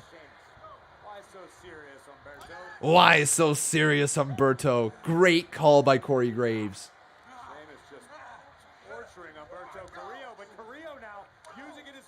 What do I think is going on with Keith Lee? No idea. James Garden Jr. says, Asuka lost multiple tag matches on NXT and her streak still continued though. So I think these undefeated streaks only count pins and submissions losses in singles matches, but I'm not 100% sure. You are correct, my friend. When it comes to singles records, that is how they are measured. Courtesy of the United States champion. So we are learning a lot about the drive with Humberto Carrillo, despite the onslaught of punishment he's received at the hands of Sheamus. Let's try to get them up here on the screen now. So Sheamus and Humberto. So Sheamus.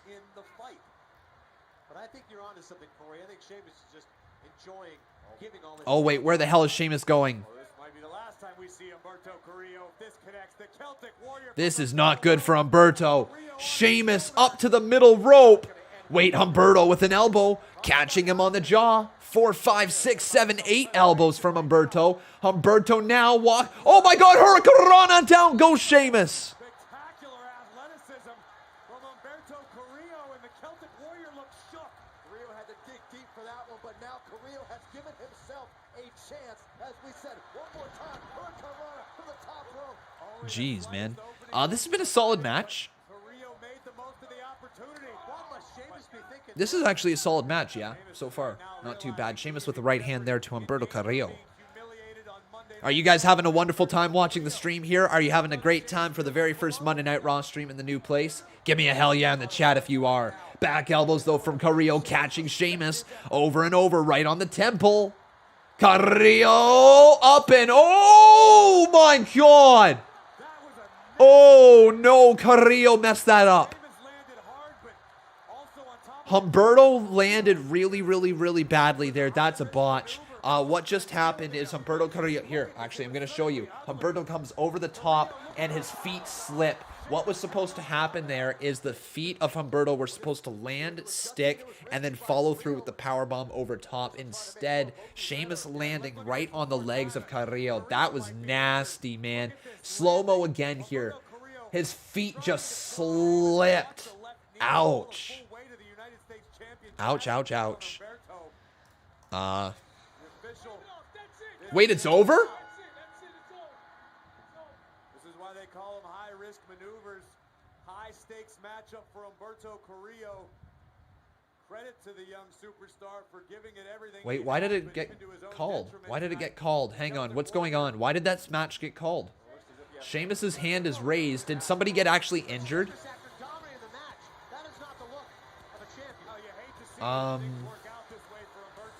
I'm curious. Is Humberto actually hurt? So Sheamus retains. I think Carrillo might be hurt. Yeah, guys. Carrillo. The doctor's checking on Humberto. I think he's holding this part right here. Lower hamstring.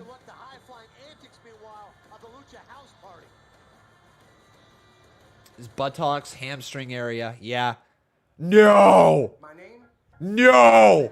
No! No!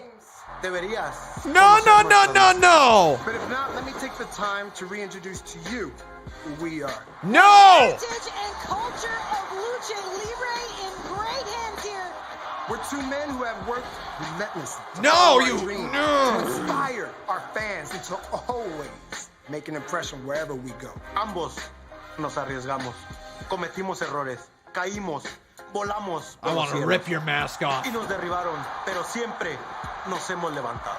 Mira, life is not Freaking always loser a party. house party over We know here. That's true. But that's not stopping us from doing what we came here to do. Así es, porque siempre estamos listos para la pelea. We're always ready to show out and to show off. Because we're always. Nosotros siempre lucharle. Oh. Lucha house Lucha. Oh my God.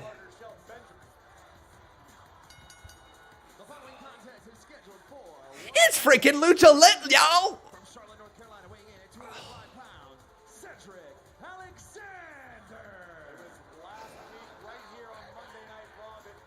Freaking Lucha Lit.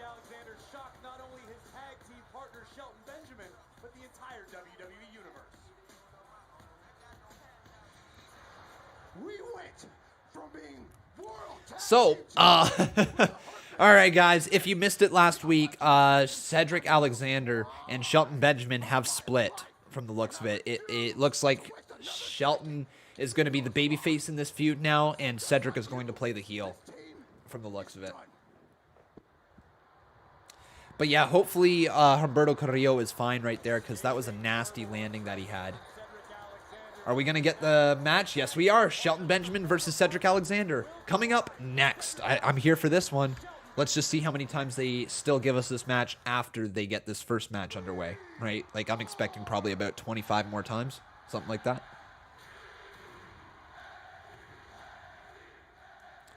What did I think of Blood and Guts? All right. All right, I'm not going to get too much into it because I'm not trying to cover AEW anymore here on this channel.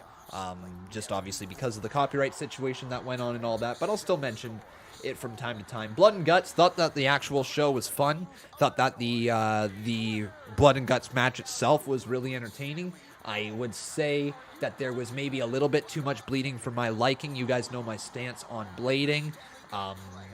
I didn't really consider this beforehand, but I listened to some podcasts afterwards, and they pointed out the idea that MJF standing on top of the cage was such a strong visual image with him having the crimson mask that maybe only one or two other people in the match should have bled to begin with. I know it was called Blood and Guts, and they wanted to really drive home that fact. But like with MJF, that star-making moment on top of the cage, covered in the red face paint, or red blood.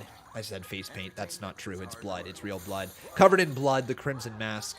Like, you know, that would have been more impactful if it was just MJF bleeding, or just MJF and Jericho bleeding, or yada, yada, yada. But I thought the match itself was a lot of fun. The ending sucked of it. The camera angle they shot was too close. And of course, you know, it just didn't look good. I thought that the ending was one of the worst visual, let me say this again, was one of the worst shot scenes I've ever seen in wrestling, and I truly mean that. There's been some bad scenes in wrestling. There's been some bad segments in wrestling. There's been some bad spots in wrestling. That might be one of the worst shot spots in wrestling history, and I stand by that. I posted a tweet over on Twitter. It got some controversy around it. I didn't want to deal with the controversy, so I deleted it, but I stand behind those takes right there. It was a terribly shot spot. It really was. The uptight, too close, showing cardboard and a giant-ass mattress did not work for me, and I thought that stuff sucked with AEW Blood and Guts. The far camera angle would have been much better. It would have been far more effective. They just messed up the spot. And here's the thing that AEW fans will not want to admit, but I have no problem saying right here, is that if it was WWE that did that spot, oh my God, it would have been the end of the world. It would have been the end of the world.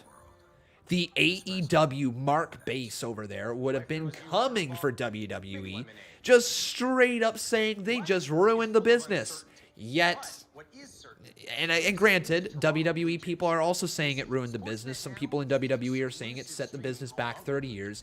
I don't agree with that statement either. But, like, can you imagine if the roles were reversed? So when we come at AEW saying, like, hey, this is what was wrong with the final image right there, maybe don't reveal that you're crashing into cardboard and landing on a mattress. Just maybe. You know, that's not being critical of your product. That's just having common sense saying, hey, this would make your show better.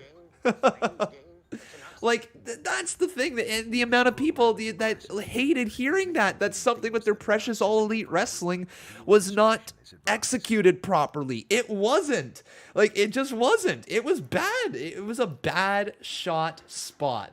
And so that's what I have to say about that. I thought that the actual show itself, 95% of the show was fantastic. I thought that the shot at the end was not very good. Anyways, here's Eva Marie. Guys! Does she have your attention? I'll tell you what. Conman called this how long ago? How long ago did Conman call Eva Marie returning? She's gonna be back. And I like how they're really trying to lean into the fact that she looks like Megan Fox.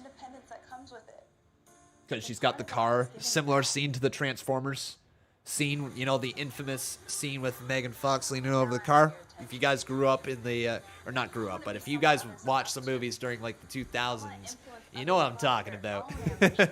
2010. When was that released anyways? Transformers 1. 2007, yeah. Yeah, you guys know. Those who know.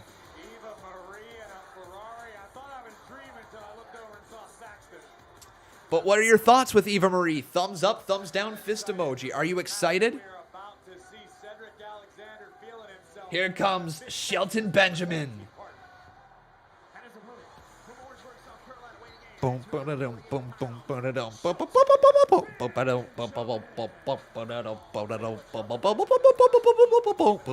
oh, hey, hey, oh, hey. That's my take on Shelton Benjamin's theme song. Good, bad, or ugly? What do you think?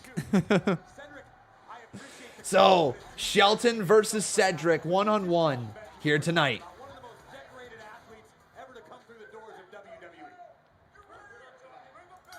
Here we go. Oh, okay. This one is probably going to be pretty good. So Shelton Benjamin, Cedric Alexander, one-on-one. We're going to get the poll asking you guys who do you think is going to win. Cedric Alexander looking to make his own way here in WWE. He feels that Shelton was the weak link, and this is a chance to prove it. That's some outrageous athleticism from Cedric. Sad stuff, mate. Thank you. It was. At least somebody's honest with me.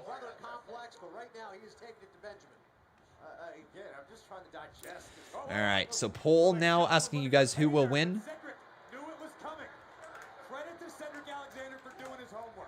So Cedric, or will it be Shelton Benjamin? Oh, did something just happen to Shelton Benjamin's knee? Looks like it. I've said this before, and I'm not sure if you guys agree with me on this one, but do you get some Rocky vibes from Cedric Alexander? Like Dwayne "The Rock" Johnson when he was in the Nation of Domination. I get some minor Rock vibes from him. What do you think? Is that a fair comparison? Because that's what I get from him. He's a former tag team champion. I'm curious, who do you think has the edge here? Who's the superior athlete, Alexander or Benjamin? Well, right now, Cedric Alexander is in complete control. Maybe Cedric's prophecy will come true tonight. Cedric said that Shelton was the dead weight, and Shelton was holding the team back. Beautiful takedown into a leg submission. Looking for maybe a bit of a heel hook. Nice knee bar right there from Cedric Alexander, locked in deep on Shelton Benjamin. Get your bets in now, everybody. You can do either bet Cedric 5 or bet Shelton 5 right here in the live chat. Not yelling, by the way. Cap key stuck. LOL. Oh, Nazi. Poor Nazi. Poor Nazi. Shelton Benjamin, though, looks like he's got a sharpshooter locked in. Oh, but a reverse there as Cedric Alexander gets his hand on the bottom rope. You see that about Cedric. Okay, cool. He wants to remind Cedric Alexander who he is, what he has done in this industry. Yeah, but Shelton's going to have to accomplish that with essentially one good leg right now, Byron. Beautiful weave under by Alexander, and again to the patella of Shelton Benjamin. You guys mentioned the pedigree. And there we go. That's the facial expressions that I'm talking about. That's what Cedric Alexander brings to the table. His facial expressions that he has are so good.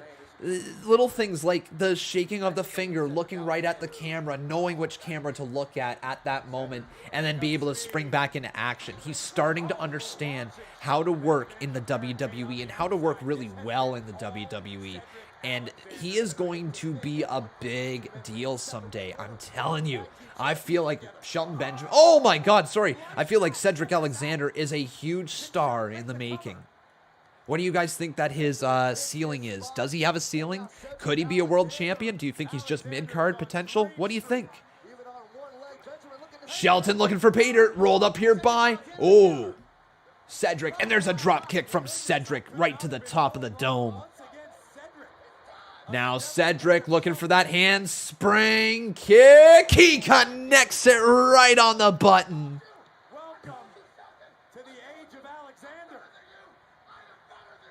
I am better than you, he says. Upper mid-card. Mid-card guy, yeah. IC title or US title. So not a lot of people saying main event scene. Interesting. It's been a one-sided demolition here. Cedric Alexander. Cedric needed the Hurt Business to get there. Who knows how it will happen now. I do agree with that. I think that a year run in the Hurt Business with him eventually either turning on them or them turning on him would have been really good. Wait, 1, 2, what?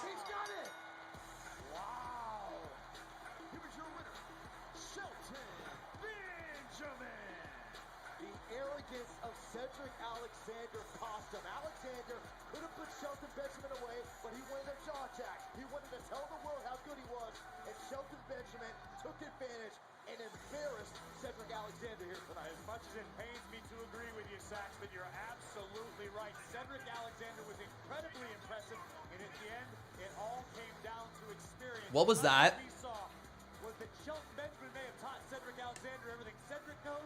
What was that? The grudge match there settled between Benjamin Damn it. Yeah, that's not good. There might be a story there, guys. There might be, but like, what the frig? What the frig? He just got pinned clean. Cedric got too cocky, and that's actually a decent story. Legit, guys, like, you know, if that's the story, that's one thing, but here's the thing. It's how it looks. The story is one thing. If it looks bad, it doesn't matter what the story is because it kills it before the story gets going. Poor Shelton and Cedric. They, if that was the build, they needed something more. I don't like that. No, I don't like that. No. Here's Gulak and Garza. For our profession? Or are you too busy with your photo shoots and parading around like you're trying out for next season on The Bachelor? You know, not that anyone would accept a rose from you. What you did to me last week has never happened to anybody in the history of WWE. You embarrassed and humiliated me. What's your point? My point is you embarrassed and humiliated me. Would you like what happened last week to happen to you again? Ooh. It's not gonna happen. Let's say there's a next time. Maybe next time I will shop this beautiful rose. Another rematch. Another rematch. We're gonna build to another rematch. Like, at least Gulak's on TV. At least Garza's on TV. But what's with the rematches? Like, I'm legit curious. The following contest is scheduled for one fall. Introducing first from Osaka, Japan, Asuka. Asuka's already been in a match tonight, and now she's got another one. You kidding me, Byron? Well, listen, this match made under conspicuous. So yeah, wrong call. Definitely having Shelton beat Cedric clean there. Too many rematches. Yeah, too many rematches on Raw, guys. Man, it's Monday Night Raw. Raw stands for rematches always. That's what Raw stands for. I think Cedric can be world champ. Would elevate him massively if he would be a faction leader, maybe. But coming up next, Asuka versus Rhea Ripley. Make lemonade. Life is full of uncertainty. But what is Lucas Freeman says they're running out of ideas, which I don't understand how, like legitimately how. Let me take a quick little look up and down the roster of WWE on Monday Night Raw. Okay, so like the roster of WWE on Raw, if you don't have people that you know that you can book and stuff, then you need to get people, is what I think WWE needs to realize. Because the roster is solid, man. Like the roster, when you got people literally like AJ Styles, Angel Garza, Asuka, Bobby Lashley, Braun Strowman, Cedric. Lose track of time. Guys, hang on. Without ever getting lost. That's Brock Lesnar. You'll always go That's hold up. That's on Raw. That's literally on Raw. That says Raw right there. What? Hang on. Brock wasn't in there before. Yo, Brock wasn't in there before, guys. Has he? I thought he got removed. Did he not? I thought he got removed when his contract expired. Has he been there for a few months now? Did I just miss something? Or like, is this something brand new? People are saying that he's been there for a few months. I don't want to overhype anything. King Ghostface says, yeah, he's always been on the Raw renders. They move him on and off. But he got removed at one point. He did get removed, right? And now he's back in there.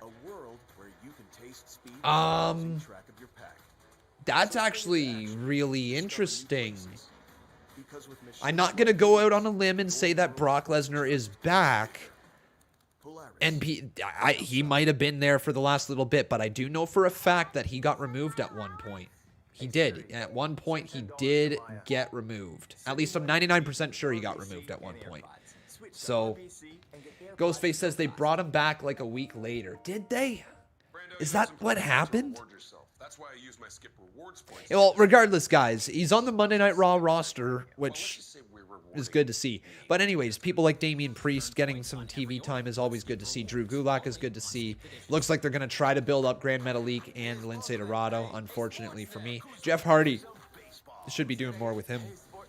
Jinder Mahal now has something new, which is kind of cool to see. Mason T-Bar, they can do some stuff with them. I think they can definitely do some stuff with them. RK Bro has been fun. You know, like Riddick Moss. Let's get something going on with Riddick Moss. Hell yeah, Riddick Moss. Give me something with him. Obviously, when The Fiend comes back, that'll be huge. But, like, you know what I think is missing, guys? Legitimately? They're missing that workhorse. The legitimate workhorse of the division. Like, Sheamus is kind of acting like the workhorse right now. But when you have people like Ricochet, Cedric, Gulak on your roster, that, like, Sheamus, don't get me wrong, awesome to see him getting the rub that he is, but to be the workhorse of the division, man, like, there's some other people that could really, really, really run that role. They might be doing something with John Morrison here moving forward as well. Ali, like, what's going on with Ali? Come on. They're putting Ali and Ricochet all over main event with some excellent matches, yet they won't put them on Raw. I do think that if Daniel Bryan comes to Monday Night Raw, that'll be huge for him. Yeah.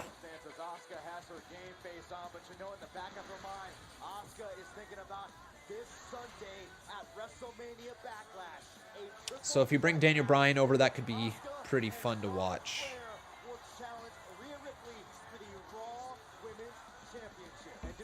Who do you guys think should be brought up from NXT to make Monday Night Raw more interesting?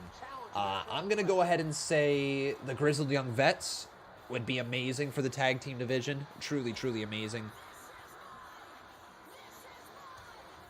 People asking me what happened to the 24/7 championship. Don't know. Edge is on Raw for his rematch with Bryan, potentially. Potentially. Adam Cole, yeah, Cole would be dope, wouldn't it? Finn Balor could be good as well.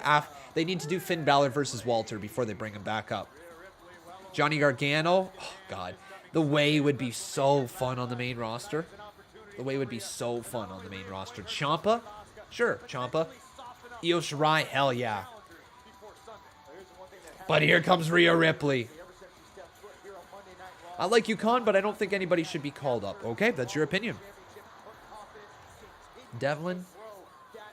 I would say Grizzled Young Vets would be at the top of my list. I agree with you to an extent, Byron, but how much of what we're seeing from Rhea Ripley is false bravado? It's unearned confidence. Rhea is still relatively new to the world. Imagine The Way plus Bobby Con. Oh, man. Do not... I mean, Velveteen Dream might very well be called up here tonight. Shotzi Blackheart. Yo, call up Shotzi Blackheart and Ember Moon. Just do it. Just do it. They took the titles off them. Just do it. Bring them up. But here we go. Asuka versus Rhea Ripley. One-on-one WrestleMania rematch. So Rhea Ripley. This is the one-on-one match that Asuka wanted ever since losing her championship at WrestleMania. Almost had it the night after, where that match was interrupted by the Queen.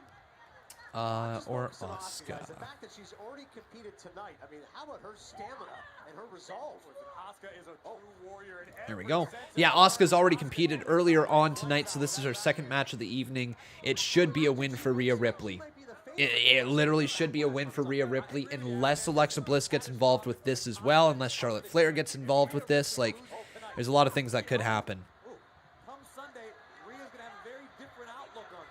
Cameron Grimes is the only reason you watch NXT. Man, Cameron Grimes is incredibly entertaining.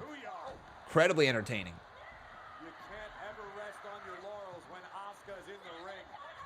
Oh, Asuka throws Rhea Ripley down. Rhea Ripley, though, driving the knee into the midsection of Asuka.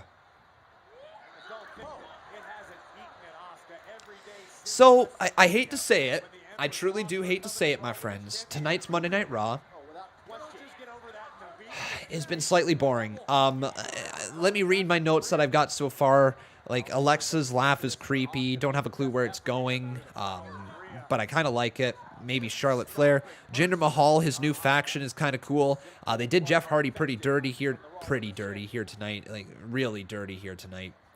I like Riddle as Randy's personal hype man. Riddle is also looking really good in the ring. RKOing Randy Orton RKOing Kofi Kingston was pretty good. I like that they aren't supposed to be friends, you know, and that's been good. Sheamus destroyed Adnan Virk with his microphone. Like, literally just wrecked him. Just ended his career before it even began.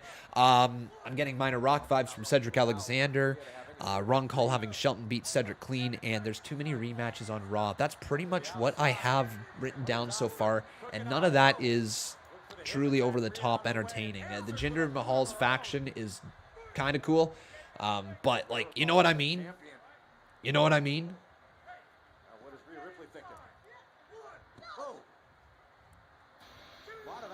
Uh-oh. Here comes, once again, Lil Nature's daughter. It is Charlotte Flair. 2 claps and a Ric Flair for the daughter of Nature Boy. Woo! And Charlotte, spinning back fist there from Asuka, catching her right on the jaw. And Charlotte looking solid. Looking like a star, isn't she? I see what they're doing with Charlotte Flair. They're really trying to build her up as a big-time star. Like, elite level star. Like, holding down a whole division type of star. That's what they got with Charlotte Flair right now.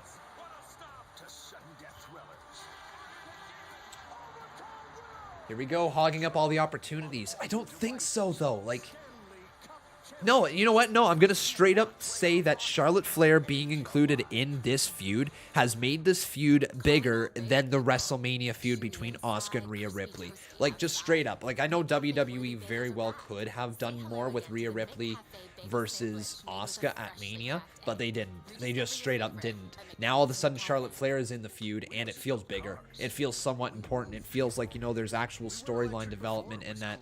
You know, the match I want to see this upcoming Sunday. It wasn't just like the excitement of Rhea Ripley gonna win her first championship. No, now all of a sudden there is like a legitimate, like, okay, there's heat on this story. There's people who hate Charlotte Flair, legitimately hate Charlotte Flair.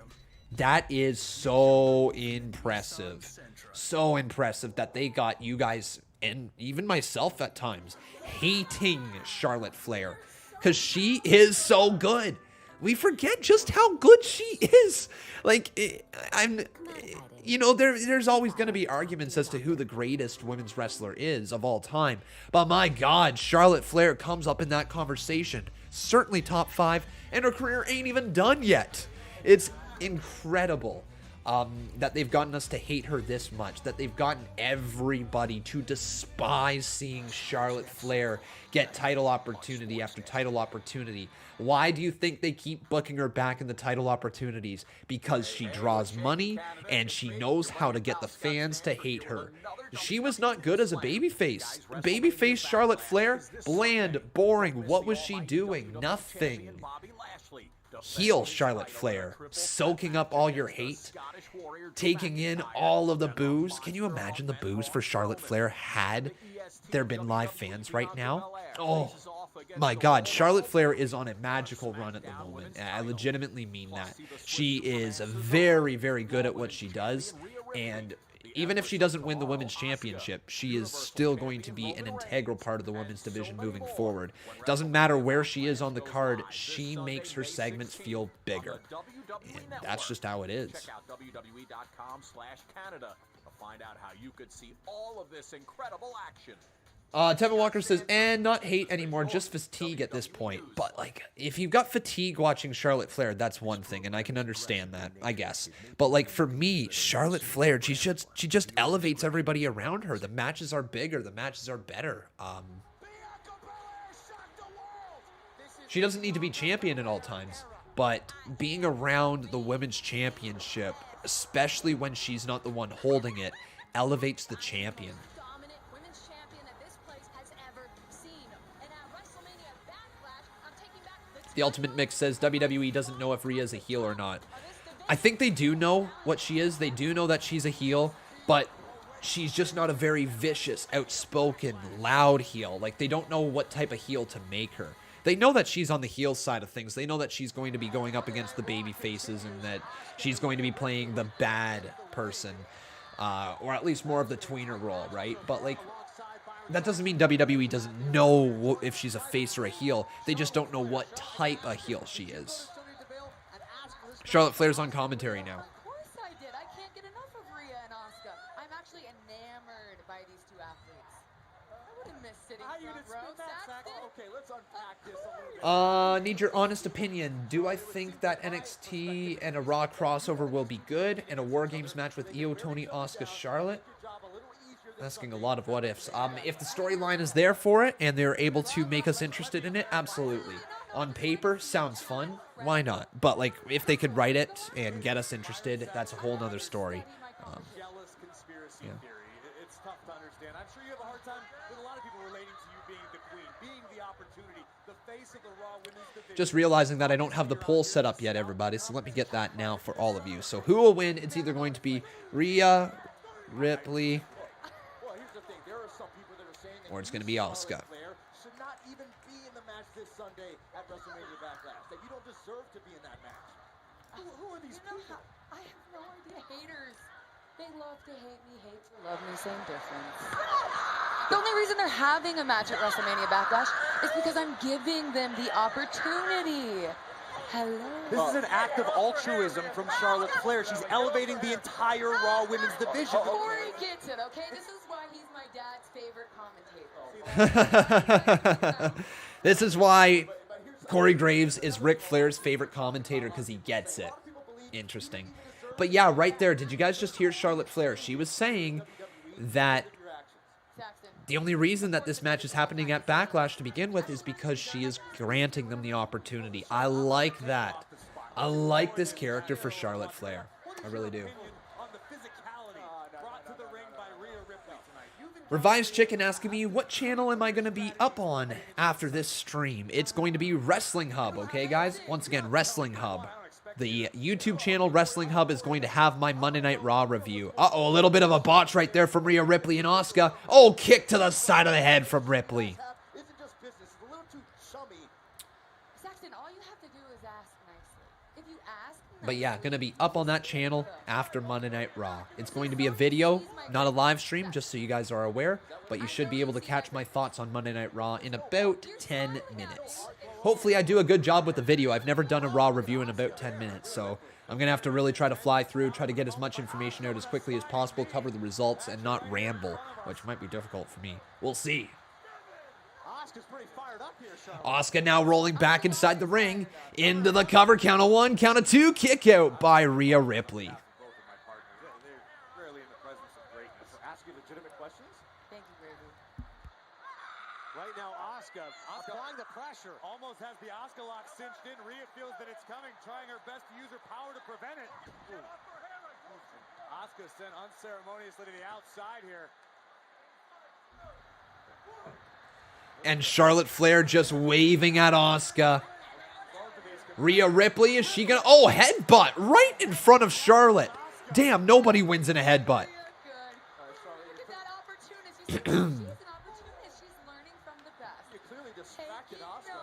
Now Rhea Ripley slowly ascending back inside the ring. Rhea Ripley. Ripley has said there's a new era of females coming through that she wants to be the Raw Women's Champion for a while. Rhea Ripley beat the count here, but there will be no count out. Is it true Chaos and Destruction will happen tonight? T-Bar said that on Twitter. T-Bar tweets a lot of things. All right, the T in T-Bar stands for tweet. Okay, tweet bar. All right, that's all that T-Bar is.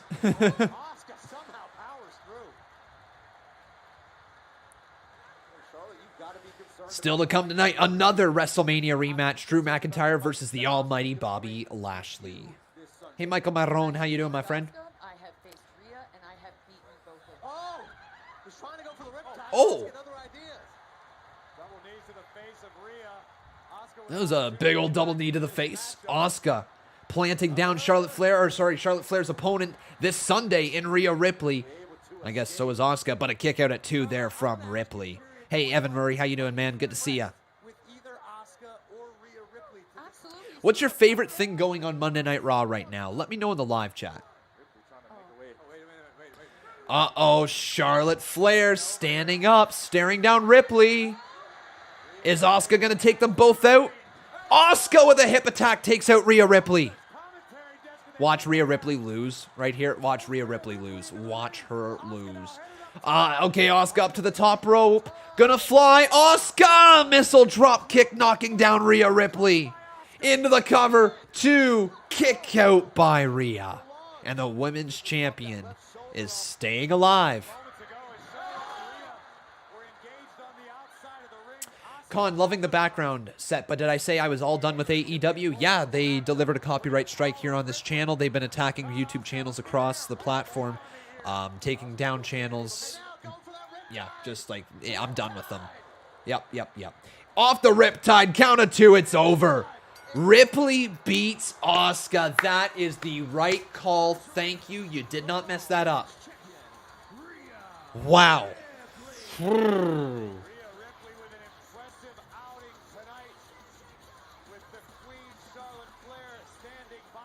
That's good. That's very, very good. Oh, shoot. I totally missed a donation earlier here. Andrew Stevens, buddy, I hope you're still here in the live chat so that I can shout you out. I'm so sorry that I missed that. That must have been a little bit ago. He says, I'd put Shelton and Cedric in the running for Money in the Bank. May I get a birthday shout out? Andrew Stevens, I really hope you're still here. Happy birthday, Andrew Stevens. Can I get everybody here in the live chat wishing Andrew a happy birthday as well? But Charlotte's saying she's a thinker. I'm looking forward to that match. But thank you, Andrew Stevens. And remember, the Boss Battle Championship is well underway this month. Who's going to be the Boss Battle Champion by the end of the month? We'll find out, won't we?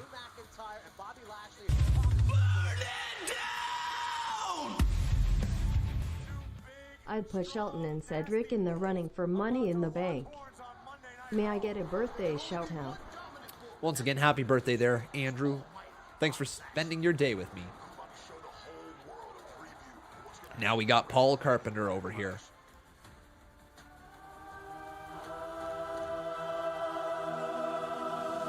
Yeah, hopefully Andrew Stevens will see his birthday shout out at some point. I'm not sure he is here tonight, unfortunately. Con, loving the background set, but did you say you were all done with AEW? Yep. All done with All Elite Wrestling.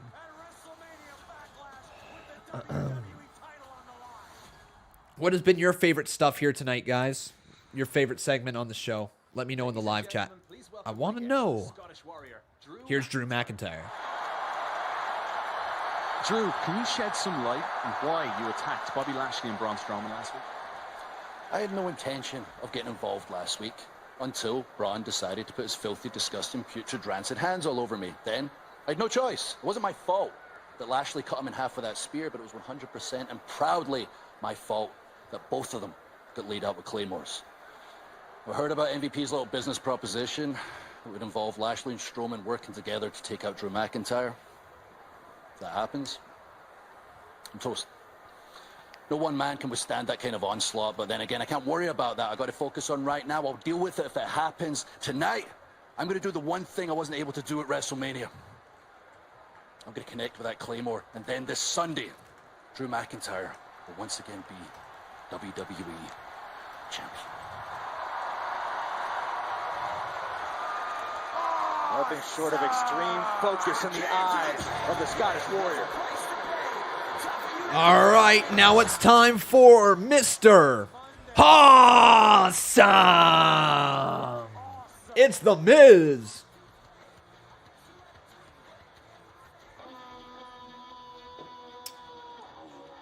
Hopefully Andrew got a gift from someone and cared and bought him Manscaped. You know what I mean? We might have to have a little conversation here in a moment because Conman maybe messed up the ad a little earlier today. So we might have to run through that again. Robbie says, Roman's theme or Lashley's theme, which is better? You know what? Let's send it to the live chat. Roman's theme makes him sound like a final boss. Lashley's theme is just dope. That's a tough one. I'm going to say I like Lashley's theme just slightly better, but Roman Reigns' theme fits him so well, fits the mold they are going for.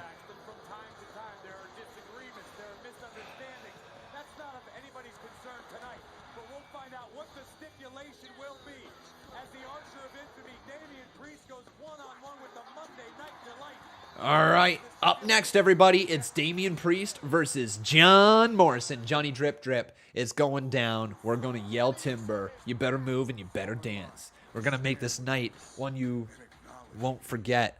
Whoa, whoa, whoa, whoa, whoa. All right, yes, sir. So let's get into this next little thing. So, my friends, I want to show you a photo, okay? I want to show you this photo. All right.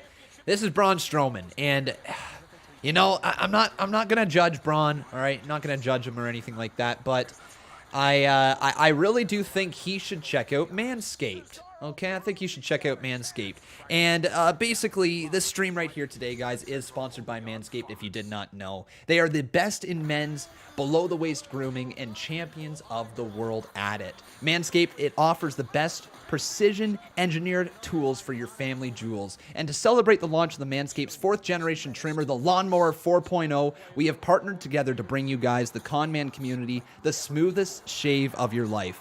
So let's be honest, guys. We all have to give our boys a little trim from time to time, all right? And I don't know about you, but I'm not a fan of it. I've nicked myself far too many times, and with Manscaped now, I don't have to worry about that. Thanks to their new skin-safe technology and their ceramic blade, literally never going to have to worry about nicks again, all right? The best part of it all is it's waterproof as well. Seriously, no need to worry about your electric razor in the shower anymore. This kit also comes with additional guard lengths in case you're a fan of the bush. Seriously, guys, no judgment over here, all right? Rock that bush. When you head on over to manscaped.com, be sure to use the code CONMAN167 in all caps at checkout to get 20% off and free shipping worldwide. That's right, even my boys over there in India can have some smooth danglers. I see you fellas making up over 10% of my viewership, so you guys can get on the action as well. So once again, that's code CONMAN167 in all caps to save 20% and get free shipping worldwide.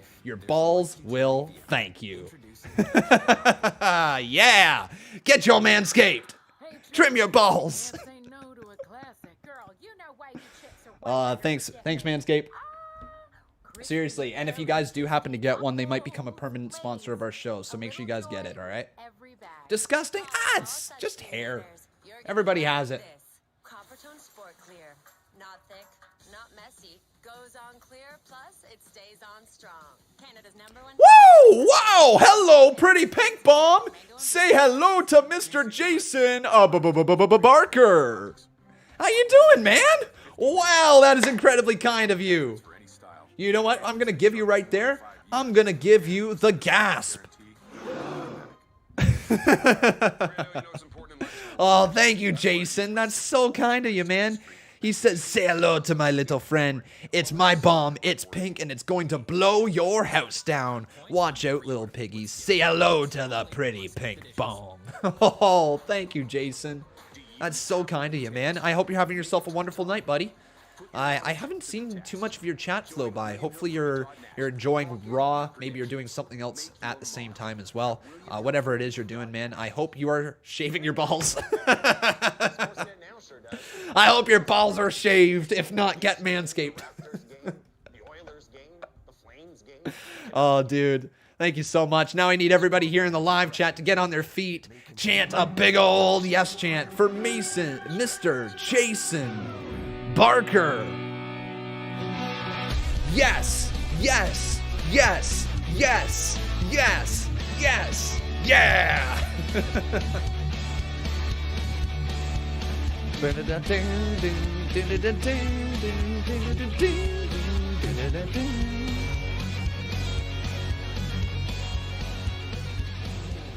Are you guys also excited Say for hello my to my review little show? friend. It my bomb, it's pink and it's going to blow your house down. Watch out, little piggies. Say hello to the pretty pink bomb. Thank you so much, Jason. But yeah, are you guys excited for my review show over on Wrestling Hub tonight? I sure hope so. And now, I think I can... Yeah, you know what? Let's break it. I broke it earlier on the community page. Some of you may know what it is that I'm about to break, but some of you definitely don't. So, this Wednesday, coming up, we are going to be starting something brand new here on the channel. Myself, C Wrestling, and Botch Guy are going to try to get together every single Wednesday right here for 1 hour and talk about Raw, SmackDown, and NXT. Talk about the world of wrestling, break down any news, break down anything that we want to talk about, and chat for an hour right here, the three of us on this channel. I am so excited to bring that to you guys. It will be our review. It will be our takes on the show. You want to hear some C Wrestling theories? I bet you he's going to have some for you. You want to see some botches point out? I bet you Botch Guy's going to have some of them for you guys as well. It is our goal to try to do it every week. We will see if everybody can commit to it every single week. I know I am going to be here regardless every single Wednesday talking about the wrestling shows throughout the past week. We will take your your call, maybe not even your calls, sorry. We will take your questions in the live chat. If, you know, some week I don't have any guests with me, no C Wrestling, no Botch Guy, we will take your live calls in place. That's what we're going to do, guys, all right? So that is the game plan. I hope that we're going to be able to be the three of us every single week, but if that's not the case, if it happens to just be me 1 week, I'll take your live calls and we'll get into there. We'll talk all about wrestling. It is going to be every single Wednesday at 3 p.m. Eastern Standard Time, right here on the channel, okay? So once again, every single Wednesday, right here at 3 p.m. This match, though, is officially underway between Damian Priest and Johnny Drip Drip, John Morrison.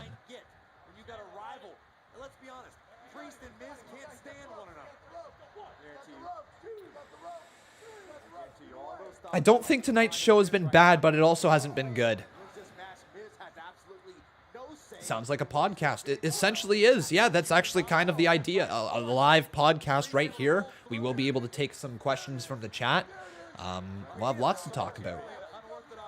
Oh, John Morrison just driving those forearms right into Damian Priest's face. Now Johnny Drip Drip cartwheel. John with a knee. What a shot. 2 kick out by Priest. He just got smoked, man. John Morrison driving that knee. Did he catch him? Oh my God, he actually did. He caught him big time. Do I think Damian Priest should win Money in the Bank? It's definitely a good choice for it. Definitely a good choice for it. We got Retro the Man over here dropping a 10 bomb. Thank you so much there, Mr. Retro. He says, have I heard about a new stable debuting soon? It features Braun Strowman and the Lucha House Party. It's going to be called the Flying Express. I'm going to knock you right in your face if that becomes a thing, Mr. Retro the Man, okay? I'm going to send you for a Flying Express. Good God, I don't want that to be a thing. That would suck. All right, can you imagine this guy? All right, can you imagine this guy with freaking luchas on his nips? Like, come on, no. Come on. Stay away from those nips. But we got ourselves this donation, so let's roll it. Oh. Kick right there. Punch the face. High head kick from Priest. Nice kick from... Man. John Morrison is so athletic. He's so good. But Damian Priest with his choke slam. Priest got... Oh, no. That's not good. John Morrison just got clocked. He messed that up. Johnny Drip Drip. Good freaking night. Oh, hand on the bottom rope. Let's roll the 10 bomb. By the way, Jason Barker, with that, my man, you, sir, are the new boss. On your knees, dog.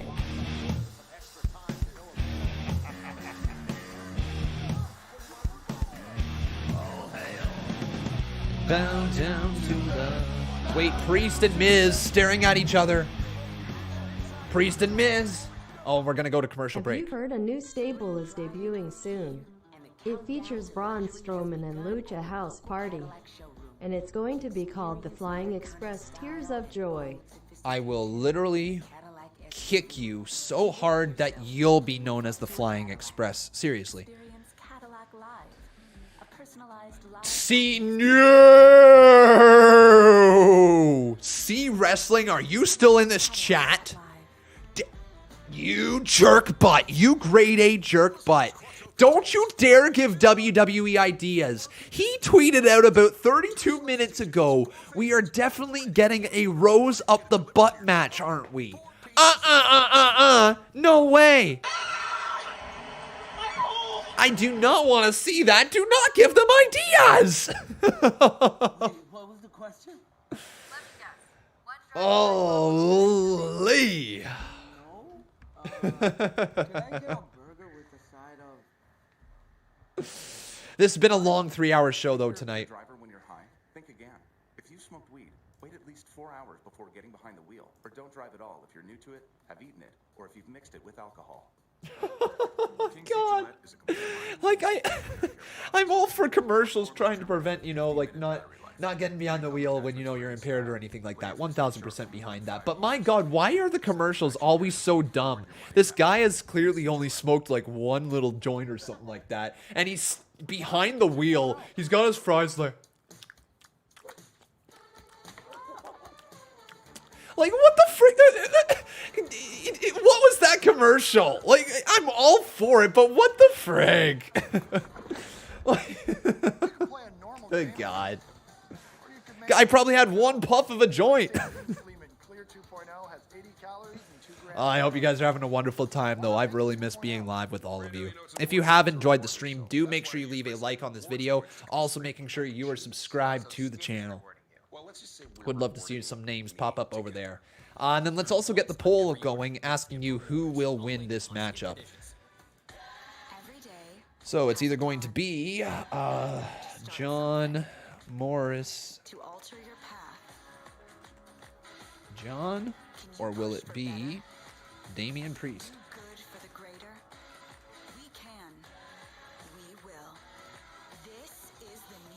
So get your votes in now, my friends. Do either vote John or vote Priest right here in the live chat. We got some followers over on Twitter as well. Ethan Carpenter, thank you very much for following me. We got Official Baby Bent and James following me over on YouTube as well. Thank you guys for the follow. I appreciate it. If you guys haven't done so, you should follow me on Twitter at Conman167. It's a great place to kind of keep up to date with my channel, things that are going on it, and all that.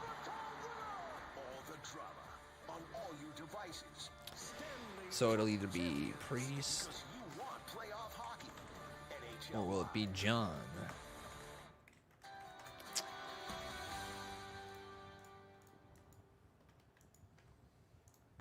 What's your rating on the show so far? Mine's got to be in the 6 range. I think 6 out of 10 so far here tonight.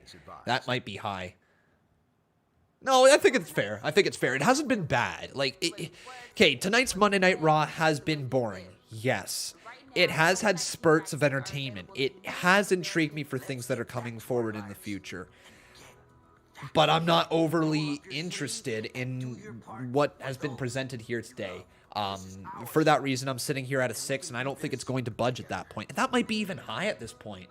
Like, legit, that might be high. It's not like I'm not enjoying the show, because, like, I've enjoyed some parts of it.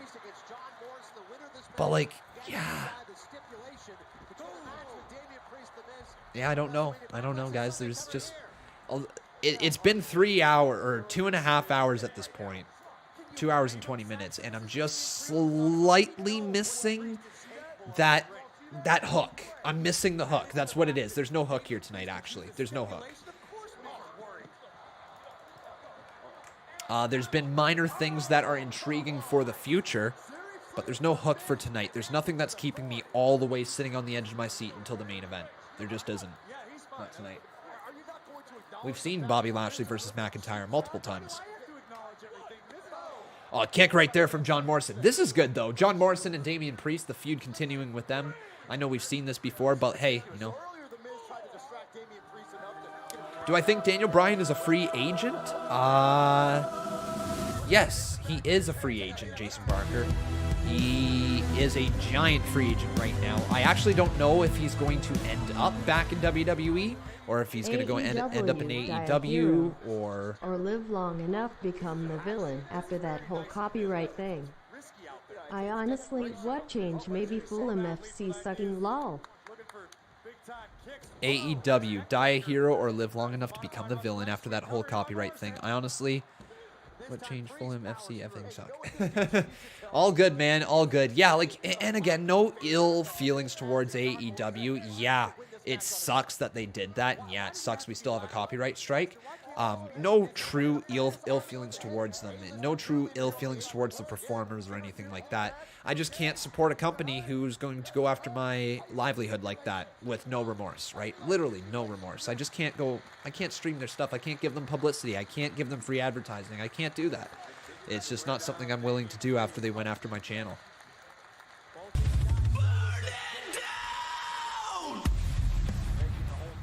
AEW, die a hero. Or live long enough become the villain after that whole copyright nice spin thing. Kick. I honestly, what change maybe Fulham FC sucking lol. Have the opportunity to choose the stipulation. What's my favorite unsolved mystery in WWE or wrestling? Who threw the pie at Kevin Owens? Who threw it? Who threw the freaking pie? Like, I want to know. Wait, who threw the pie? Who threw it? Wait, who threw it? A free agent? You know what? You know what, guys? I know exactly why we don't know who threw it, all right? The reason we don't know who threw it is because we couldn't see him, all right? The guy goes underneath the name of, Mr. Yeah, you know, what's his name again? And his name is John Cena!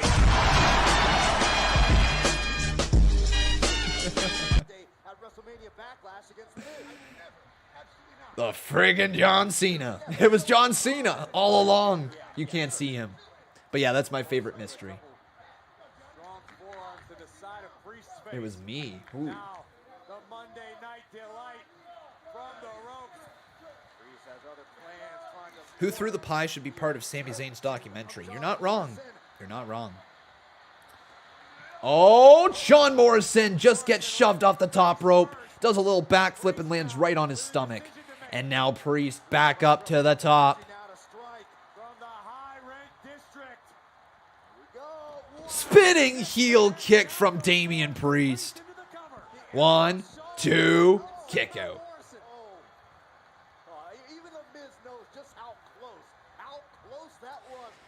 Solid match actually here. I think this has been the best match of the night. Realizing that Priest doesn't quite have what it takes to put away Morrison as we look again at the outrageous athleticism. Morrison, a big man. Yeah, this has been the best match of the night so far. I'd say Priest versus Morrison.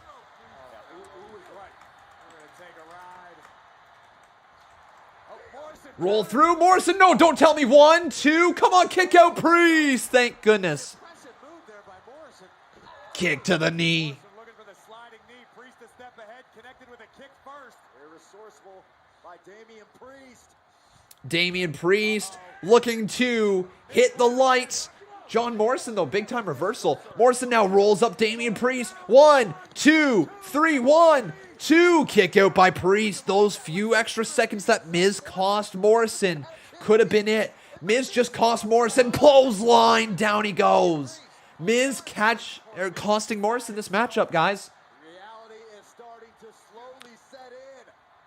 Damian Priest hit the lights. Morrison, what a sell. 2, it's over. What? Oh, Miz now going right after Damian Priest. Miz just attacking him, and this has got to set up the match at Backlash, right? Uh-oh. Damian Priest lifted up by the Miz. Miz looking for skull-crushing finale. Damian Priest, though, counters out of that one. Damian sends Miz off the ropes. Big boot, nobody home. He slides out of the ring, and Miz gets to safety. And Miz runs away.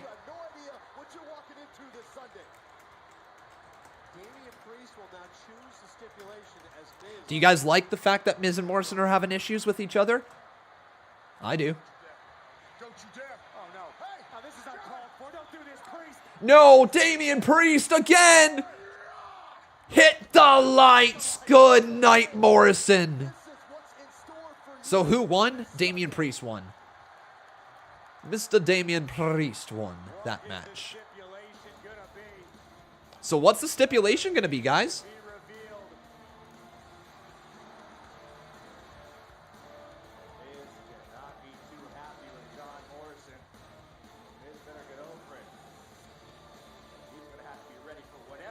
Oh, Priest. Oh, I thought he was asking for a microphone. No, just his jacket. Absolutely, Luck 7 they are, buddy. Yeah, seeds of deception are being planted between Miz and Morrison. Legit question, though, guys. Out of all you watching here tonight, how many of you, I know that Dave Rua purchased it earlier today, but how many of you guys have purchased the Manscaper already, all right? How many of you guys have gone and got the Lawnmower 4.0? How many of you already? If you want to save 20%, now's the time, right? Free shipping worldwide. Take a look down in the description below. Oh, Braun staring into Bobby's eyes.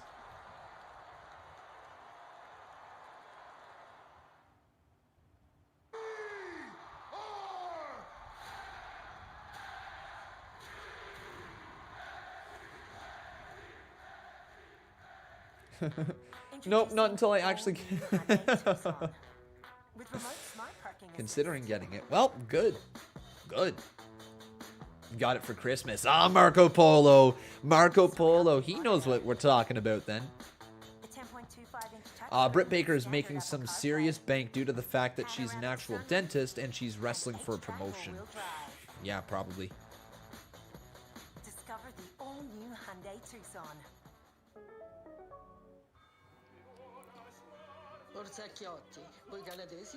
But yeah, unfortunately, tonight's Monday Night Raw, not the most entertaining. Not the most entertaining overall. Again, stuff that I truly do love. I love the faction for Jinder Mahal with Shanky and Veer. I think that that's a cool addition to Monday Night Raw. That's probably going to be Drew McIntyre's next feud, actually. Jinder, Shanky, and Veer versus Drew McIntyre. I can see that going down. I got a lot more negativity on this than positive, though. It's the wrong call having Shelton Benjamin beat Cedric Alexander clean. Like, I know that's just going to be a story, and we're going to forget all about it towards the end of the story, but still, I didn't like seeing him lose. Imagine diabetes without Primitive says he just finished moving as well. Man, dude, hopefully the move went well. You had a lot of stuff, from what I can see. A lot of stuff? Yeah, I feel you. I feel you with that one. We went from a place that had a few closets to this place that has 0 closets. I don't know why we didn't think about it when we moved, but we didn't look for any closets. And all we have is the one closet in our bedroom. So all the stuff that, you know, we would just shove away in a closet if we didn't have room for it, we don't have that ability anymore. At least we have a basement now that we can just kind of put our stuff in. But like, yeah, there's no there's no closets for me to shove all my crap in. So as of right now, Conman's just got a pile of, well, all his stuff that he doesn't know what to do with on the floor. Like, where do I put a freaking lamp? I got a freaking extra lamp. Like, what do I do with that extra lamp? Like, what do I do with it? I don't want to toss it, but like, I don't want to throw it away either. Like, that's the same thing as tossing it. I don't want to just leave it on the ground. Like, what do I do? Plus $2,500 in loyalty cash for select donors. Let's see. Fair enough. Hey, Casey Rose, how you doing? And Robbie said, so Con, did you put Vince in the basement now? No. I just actually have Vince McMahon hanging outside of the window right there. He's just kind of chilling. Remember, those are the black/purple curtains that you guys begged for me to steal from the other place. Well, there you go. But yeah, Vince McMahon is actually just chilling behind there right now. He's hearing to every single word that I've got to say. He's just listening, and he's going to book some good stuff, hopefully, moving forward. He's probably not going to have Cedric Alexander lose clean to Shelton Benjamin again. Correct, Vince McMahon. Correct, Vincent? Correct, Vincent. Yeah. Right? No, never, ever again. Oh, we're getting another Eva Marie promo. They're really going to push her. That I could never have imagined in the beginning of my career. Some may see me as a supermodel, but I like to see myself as a super role model. Super role model? Now she's stealing Bailey's thing? Now she's stealing Bailey's thing? She just called herself a super role model. Getting all the heat possible, isn't she? Everybody wants that one perfect picture, but they don't realize it takes 99 bad ones to get there. Life's not picture perfect, but anything's possible. This is evolution. First, the playoff of the Evolution pay-per-view that fans have been begging for WWE to bring back. Now the playoff, the role model, Bailey, the super role model. What the frig? Matter of fact, I know exactly the stipulation I want for this Sunday. A lumberjack match. Okay, why a lumberjack match? Lumberjack You saw what match? The Miz just did? Like he does every single time I'm around. He runs away. Well, this Sunday, I want him with nowhere to run. Bring superstars from Raw, superstars from SmackDown, bring alien zombies, whatever. It doesn't matter. This Sunday, The Miz, in the center of the ring with nowhere to run, gets dealt with. Well, that's what you are, a lumberjack match. Consider it done. Hell yeah. All right. Cool. Lumberjack match. I'm down with that. It's different. Well, guys, you were wondering what the stipulation was going to be, and you heard it. David Priest looking for the lumberjack match. That's a great idea. What's your thoughts on Adnan Virk on commentary here tonight? Has he been better, worse, or the same, in your opinion, guys, if you've been listening along? Yeah, I'm down for the Lumberjack match. I'm here for it. Remember, though, if you have not done so, make sure you leave that like on this video. Also, making sure you are subscribed to the channel. You can see your name pop up there on the top left-hand side of the screen. And also, everybody, if you'd like to, you can always drop a little super chat donation. Doesn't matter how much or how little. Any little bit is appreciated to keep the shows rolling week in and week out. I'm also going to be live after the show. Not live, sorry. I'm going to have a video up over on another wrestling YouTube channel called Wrestling Hub. After Monday Night Raw here tonight, I will be reviewing the show in about 10 minutes. So make sure you guys head on over to Wrestling Hub tonight and check that out. And this Wednesday, myself, C Wrestling, and Botch Guy are getting together, and we are going to be reviewing Raw, NXT, and of course SmackDown from the week before. So we'll review Retro SmackDown, we'll review Monday Night Raw from tonight, and we'll review NXT from tomorrow. That's all going down.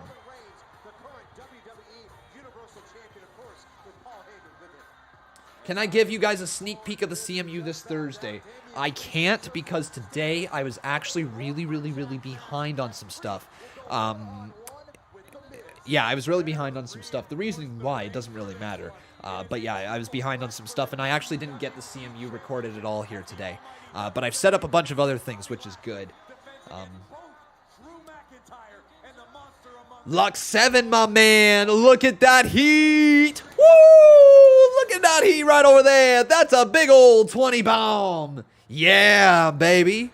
But before that, oh, it's bop time. The almighty Bobby Lashley.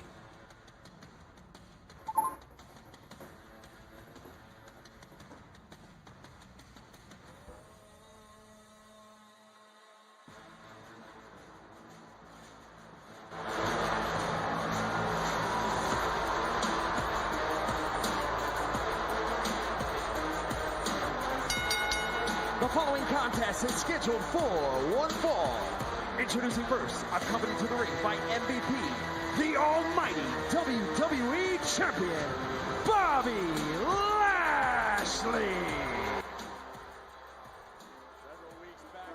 Oh yeah! Bobby Lashley!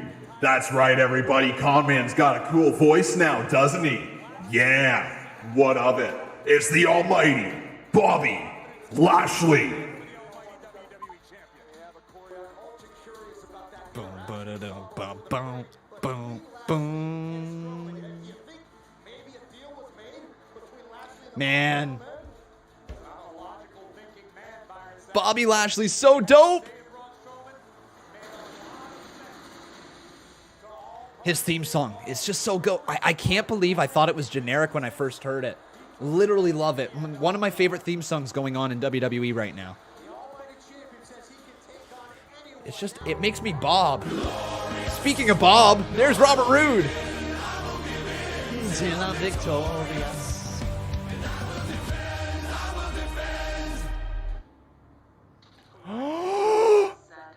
Karrion Kross! Hits you harder. What? What? Johnny Gargano, Austin Theory. Oh, it's for NXT. Okay. Oh, I thought it was for Raw. Your behavior. Oh. Confrontation with me in less than 24 hours. Time is running out. Austin Theory, tomorrow night, I am going to hit you harder than life itself. TikTok. TikTok. That's on NXT. All right, my heart. Oh, I thought Cross was getting called.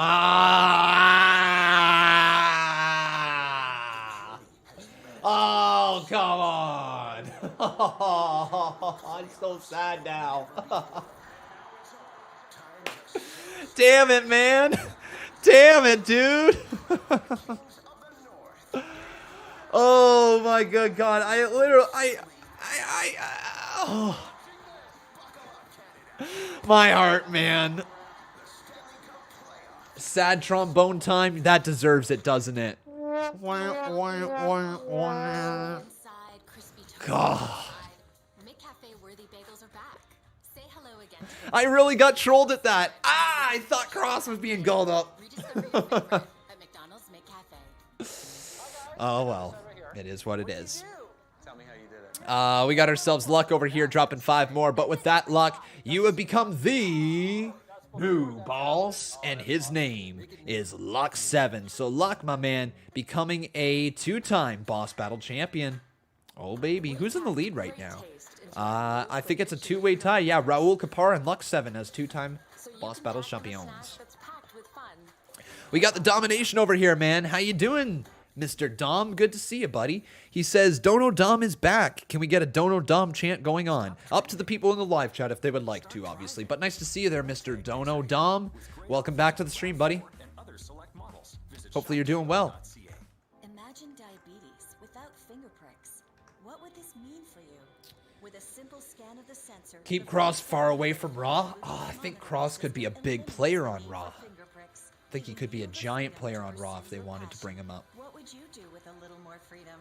Find your freedom. Talk to your healthcare professional or visit freestylelibre.ca today. Now introducing Freestyle Cross versus Roman. Oh, that would be huge. That'd be huge, man. Be huge. Head and Shoulders, we take science up to 100. Now, when you feel an itch on your scalp, press that button. Nothing? Does WWE.com have the latest results? I don't know if they do. Think it'd be nice if Dad looked up to you for a change? Celebrating the smooth. Yeah, I don't think WWE... Does WWE have live results on their website at all, or do they not do that? I don't think they do. Oh, wait, yeah, they do right there. Asuka champion... No. That's why I use my Skip Rewards points to get this free mac and cheese. Oh, so Skip is rewarding you. Well, let's just say we're rewarding me together. Guess we'll just pull up somebody who's got live results that refresh over time. So yeah, tonight so far, guys, just to quickly recap the show, just to quickly recap it, what has gone down here tonight.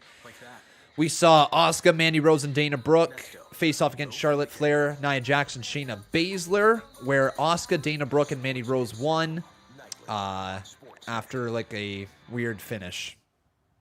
This program is aggressive in nature. Charlotte Flair then attacked her Asuka from behind, yada, yada, yada. Jinder Mahal versus Jeff Hardy went down. Jinder Mahal won that one. RK Bro and the New Day versus AJ Styles, Omos, Elias, and Jaxson Ryker. The winners of that match were Randy Orton, Riddle, Kofi Kingston, and the New Day. But then Randy Orton hit the RKO on Kofi Kingston and Xavier Woods. At the end of that, Sheamus versus Humberto Carrillo went down, and it was a no contest. Just kind of ended the match after a weird powerbomb spot. I hope that Humberto is okay. Cedric Alexander versus Shelton Benjamin. That was dumb. I don't know why, but Shelton Benjamin picked up the win in that one. Asuka versus Rhea Ripley went down, and Rhea Ripley won. That's the right call. Damian Priest versus John Morrison went down. Damian Priest won that match. That's been the match of the night. And here we are in the main event of the evening. Bobby Lashley versus Drew McIntyre is going down.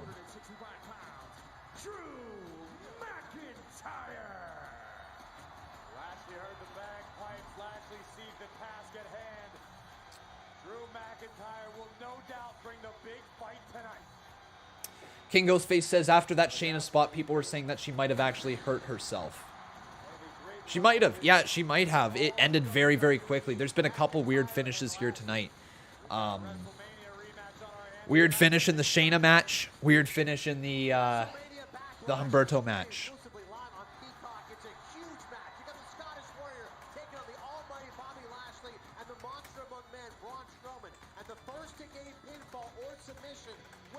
This is incredibly unfair to Bobby Lashley, and I'll tell you why. Under Triple Threat rules, the reigning champion does not have to be involved in the decision. And then what was it? Sheamus. Yeah, Sheamus. Hope Humberto is okay. Drew McIntyre can hit Braun Strowman with a Claymore, and McIntyre's the champion. Cool. Maybe they're trying to give Shelton Benjamin his dues. He's 46. I'm sorry. He's 46.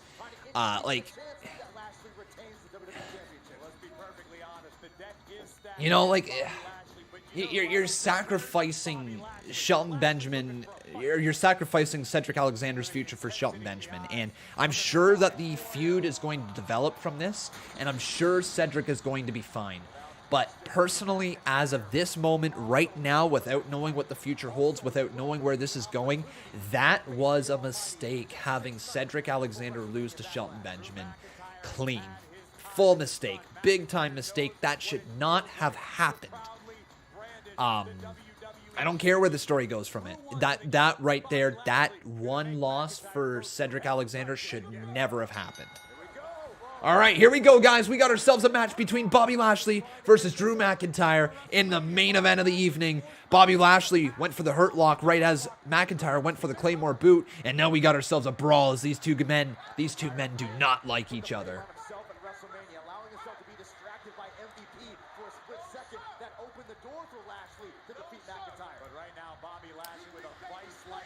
But there we go. That is now up there. And let's get the poll asking you guys who will win. So first up, the poll is who will win. It's either Drew, McIntyre.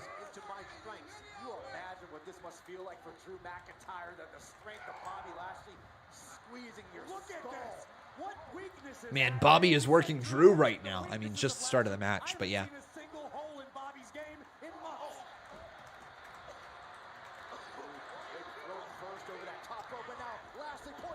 Probably disqualification finish or distraction finish with Braun Strowman or something like that. Strowman comes down and attacks McIntyre.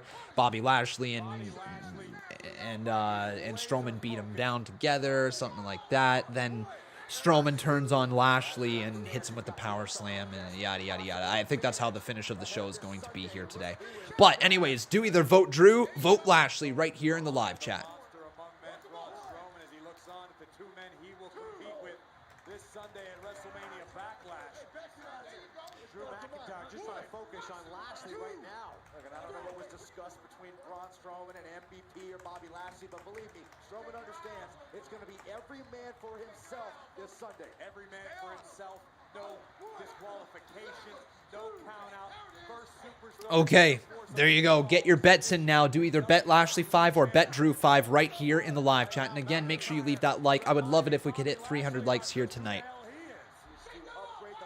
McIntyre, though, gets kicked in the midsection from Bobby Lashley. And now the elbow right across the top of the dome. Another elbow across the face. 3 elbows here from Lashley. 4 elbows right on the mark. Damn. Mason T-Bar makes Drew McIntyre lose. Oh, good God.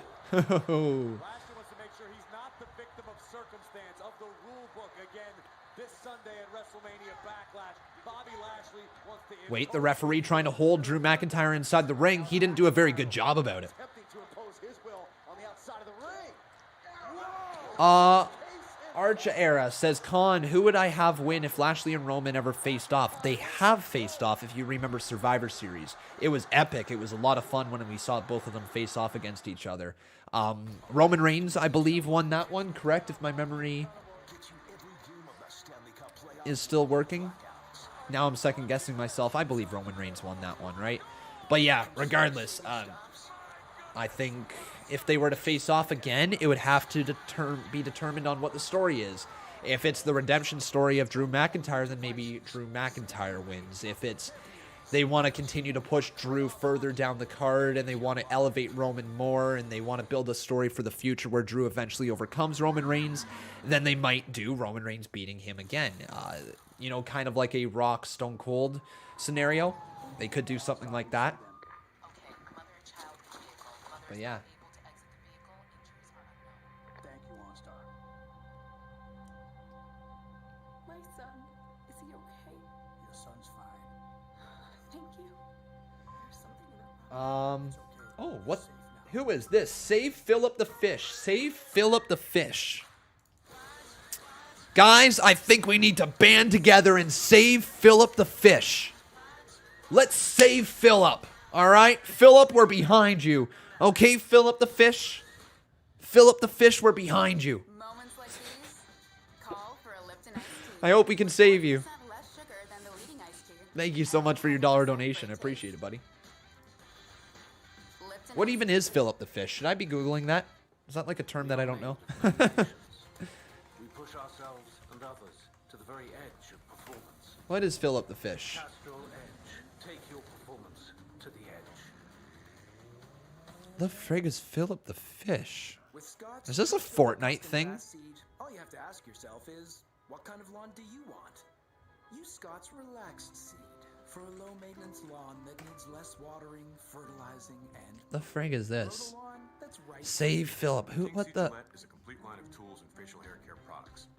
Our cordless trimmer has a 50-minute battery life, 3 comb attachments for any style, blades that stay sharp for more than 5 years, and a satisfaction guarantee for your money. Never heard of this thing before, but apparently it's a thing. But is their version of you really you? The all-new Guys, this is Philip, and apparently we need to save him. We need to save this fish, apparently. Calling all bagel people. Chewy inside, crispy toasty outside. People are saying it's Fortnite related. All right. Hello again to the McCafe bagel sandwich made with a freshly cracked egg. Rediscover your favorite at McDonald's McCafe. But yeah, this main event here, 10 minutes remaining. Again, I still think tonight's episode of Monday Night Raw has been... I fell asleep and missed the game. It's just been here. It's really been 3 hours of just being here. Like, 24 hours. Now, if you'll excuse me, I hate saying that. some sports to catch up on. Truly do. But what's truly the talking points from tonight are Jinder Mahal. Sportsnet Central, nightly on Sportsnet. Yeah, like the only real talking points are the fact that Jinder Mahal's got a new faction. RKO to Kofi, I guess, is kind of cool that they're going to continue that, and they're going to have something with RK Bro where Randy is kind of the heel and Riddle is kind of the face. But like, there's...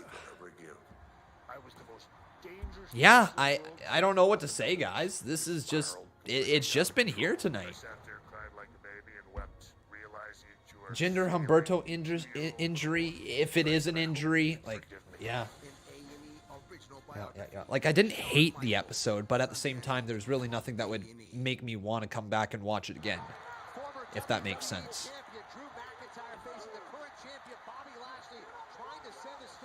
Alexa Bliss is also a talking point. Is she, though? She just laughed. You know, like, I don't think there's anything new to it, right? A talking point to me is something that is new. That is something that is... Don't get me wrong. This is not me saying that she's not interesting or anything. Like, I think that the Alexa Bliss storyline overall is fairly entertaining. But, like, what did it add to it today? I'm not too sure what to say with that, other than trying to figure out who it is that Alexa Bliss is after, which is what the storyline was, 2 weeks ago already? So let's evolve it even more. Let's not You know, it was cool seeing her out there actually on stage swinging and laughing. I thought that was kind of cool, but there wasn't anything else added to it yet. That's what I need. I need a hook. I need another hook with Alexa Bliss. Lily made me do it. Awesome hook. Now what is Lily making you do? Or Lily doesn't like anybody or any of you or whatever the line was. Priest picked the lumberjack match. Another point. Sure. I mean, I guess, yeah. I guess that's a minor point. But yeah, I guess that's a point, yeah. Kick to the midsection here from Bobby Lashley.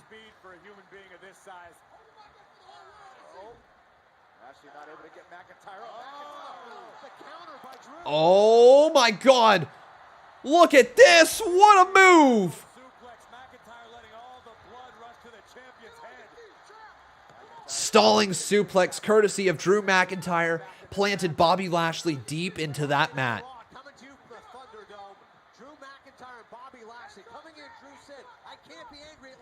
Oh, double boot, down goes McIntyre.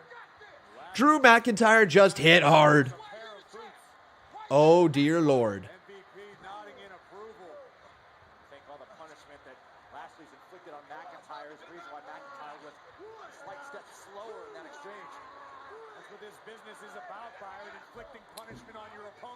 As Bobby Lashley continues to deal out more damage here in this main event, now driving his boot right across the jaw and neck area of Drew McIntyre. And at this rate, I'm not sure if Drew McIntyre is going to be able to win, but you guys are going to have to let me know who do you think is going to win. Do either vote Drew or vote Lashley right here in the live chat. Right hand there from Bobby Lashley connects on Drew. Off the ropes, here he comes and just driving him down to the outside of the ring.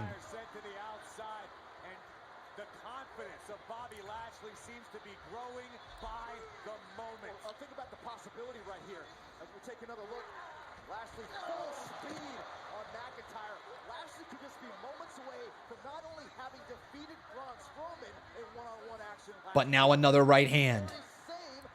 Alexa confirmed that herself and Lily keeping an eye on someone in that 6-woman tag, isn't that a talking point? Not really. Not really. I mean, you can...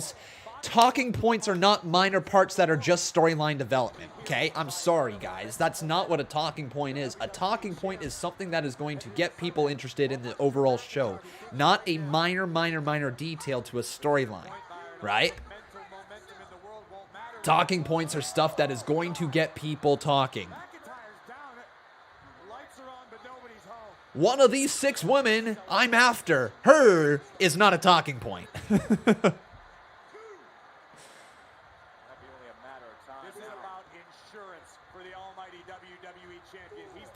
Uh-oh. He's defeated Drew McIntyre individually. Lashley now lining up the spear potentially. The same spear that put away Braun Strowman just a week ago. McIntyre slowly getting back up to his feet. Lashley sidestep by Drew as he throws him right there into the corner turnbuckle. And that's going to be an opportunity for McIntyre to get back into this thing.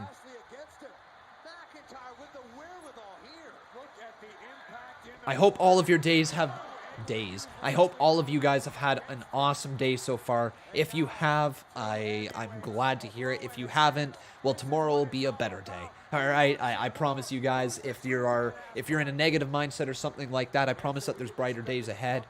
Just keep staying positive, and hopefully I've been able to put a smile on your face here tonight, and hopefully you've enjoyed whatever you've enjoyed from Monday Night Raw. Truly hope so. As McIntyre now just throws Bobby Lashley all the way around this ring. The overhead belly-to-belly throws. Ducks underneath. There's a deep neck breaker. Down goes Lashley.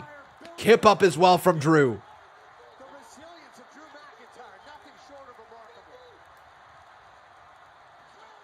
Now looking for future shock DDT. Countered by Lashley. Headbutt. Headbutt from McIntyre. Give him a kiss. Lashley hit with a spine buster. Into the cover. 2. Kick out by the Bobby. By Bobby.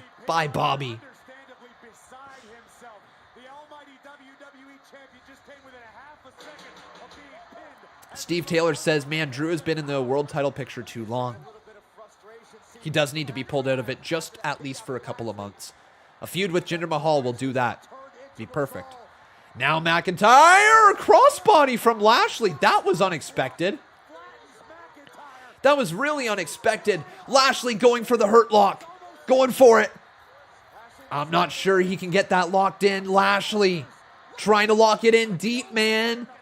But he can't deliver it. Knee to the midsection of McIntyre. Now 3 knees to the midsection. Lining it up. What a suplex. Down goes Drew. Oh no, Claymore! Claymore out of nowhere! Oh, good God, here comes Braun. Here comes the Strowman Express. Are you guys ready for a DQ? Choo choo. Oh, there's Braun. DQ. Choo choo. And another DQ main event finish. All right. Running power slam right there. Conman called it. And now Strowman looking over at Bobby Lashley.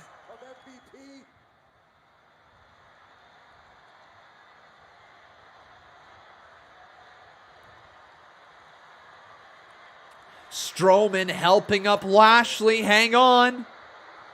Hang on. Lashley's in trouble. Strowman. Oh, Lashley gives him a hug?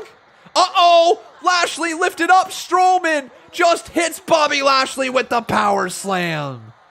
Wow. Uh-oh, is he going to lift up Drew again? Another power slam. Drew McIntyre hit one more time by Bobby's opponent in Braun Strowman. Well then. Uh-oh, hang on. Where's Bobby? Why do I keep calling him Bobby? Where's Braun going? Oh, MVP goes to swing the cane. That's not good.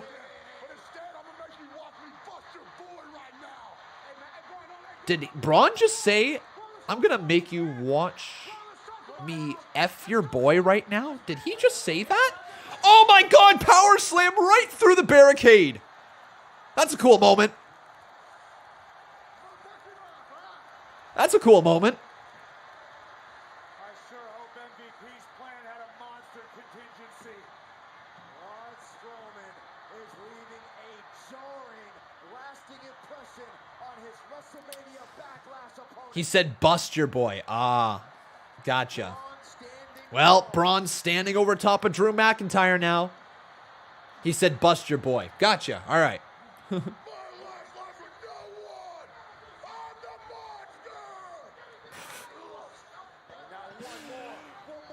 the monster! Good God. All right, here's Braun lining up another power slam, and that's another power slam. God, Braun is boring. Braun is so boring, man. Oh no! Braun just showed us his nips. No! Not the Braun nips. No! Oh, we almost made it through a whole episode without seeing the nipples of Braun Strowman, but he just ripped it off and it's the final image. Oh, God. Oh, the nips were out in full daylight, and that's the final image. Good God. All right, guys. Well, then, that is Raw tonight. What a dull episode. I'm sorry. It was a dull episode. I don't think that anything was wrong from it. Truly, I don't think anything was absolutely 100% wrong. I didn't like a few things. I don't think anything was wrong here tonight. I wouldn't have booked it that way. I would not have been the person to make those decisions. I certainly wouldn't have been the man having Cedric Alexander lose. But it could have been a lot worse here tonight. It certainly could have. That's why I'm going to give it a 6 out of 10. Some people are going to think that's high. Some people are going to think that's low. I think it is pretty accurate. I think the matches overall tonight were not great. I think the best match of the night was Damian Priest versus John Morrison. I do believe that was the best match of the night. Main event did nothing for me. Absolutely nothing. DQ finish. It was like, what was the point?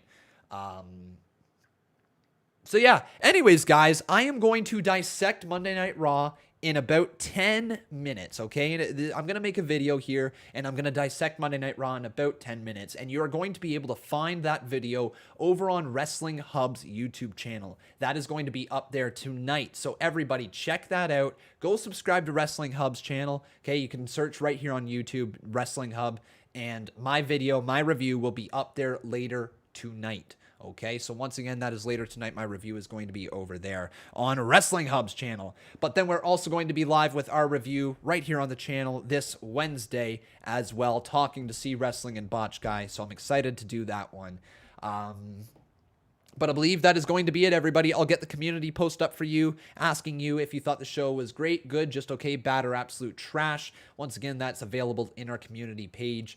And one more time, head on over to Wrestling Hub, subscribe to that channel, and check out my review once I'm over there. But that's going to be it for me, everybody. Take care. Have yourself a wonderful rest of your night. We are back tomorrow with Armageddon 2003, I believe. Yeah, I believe Armageddon 2003 is tomorrow. So we will be live with that at 1:30 p.m. Eastern Standard Time. And then with NXT tomorrow night as well. Okay, everybody? So have yourself a wonderful rest of your evening. I've been Khan, and that was Monday Night Raw.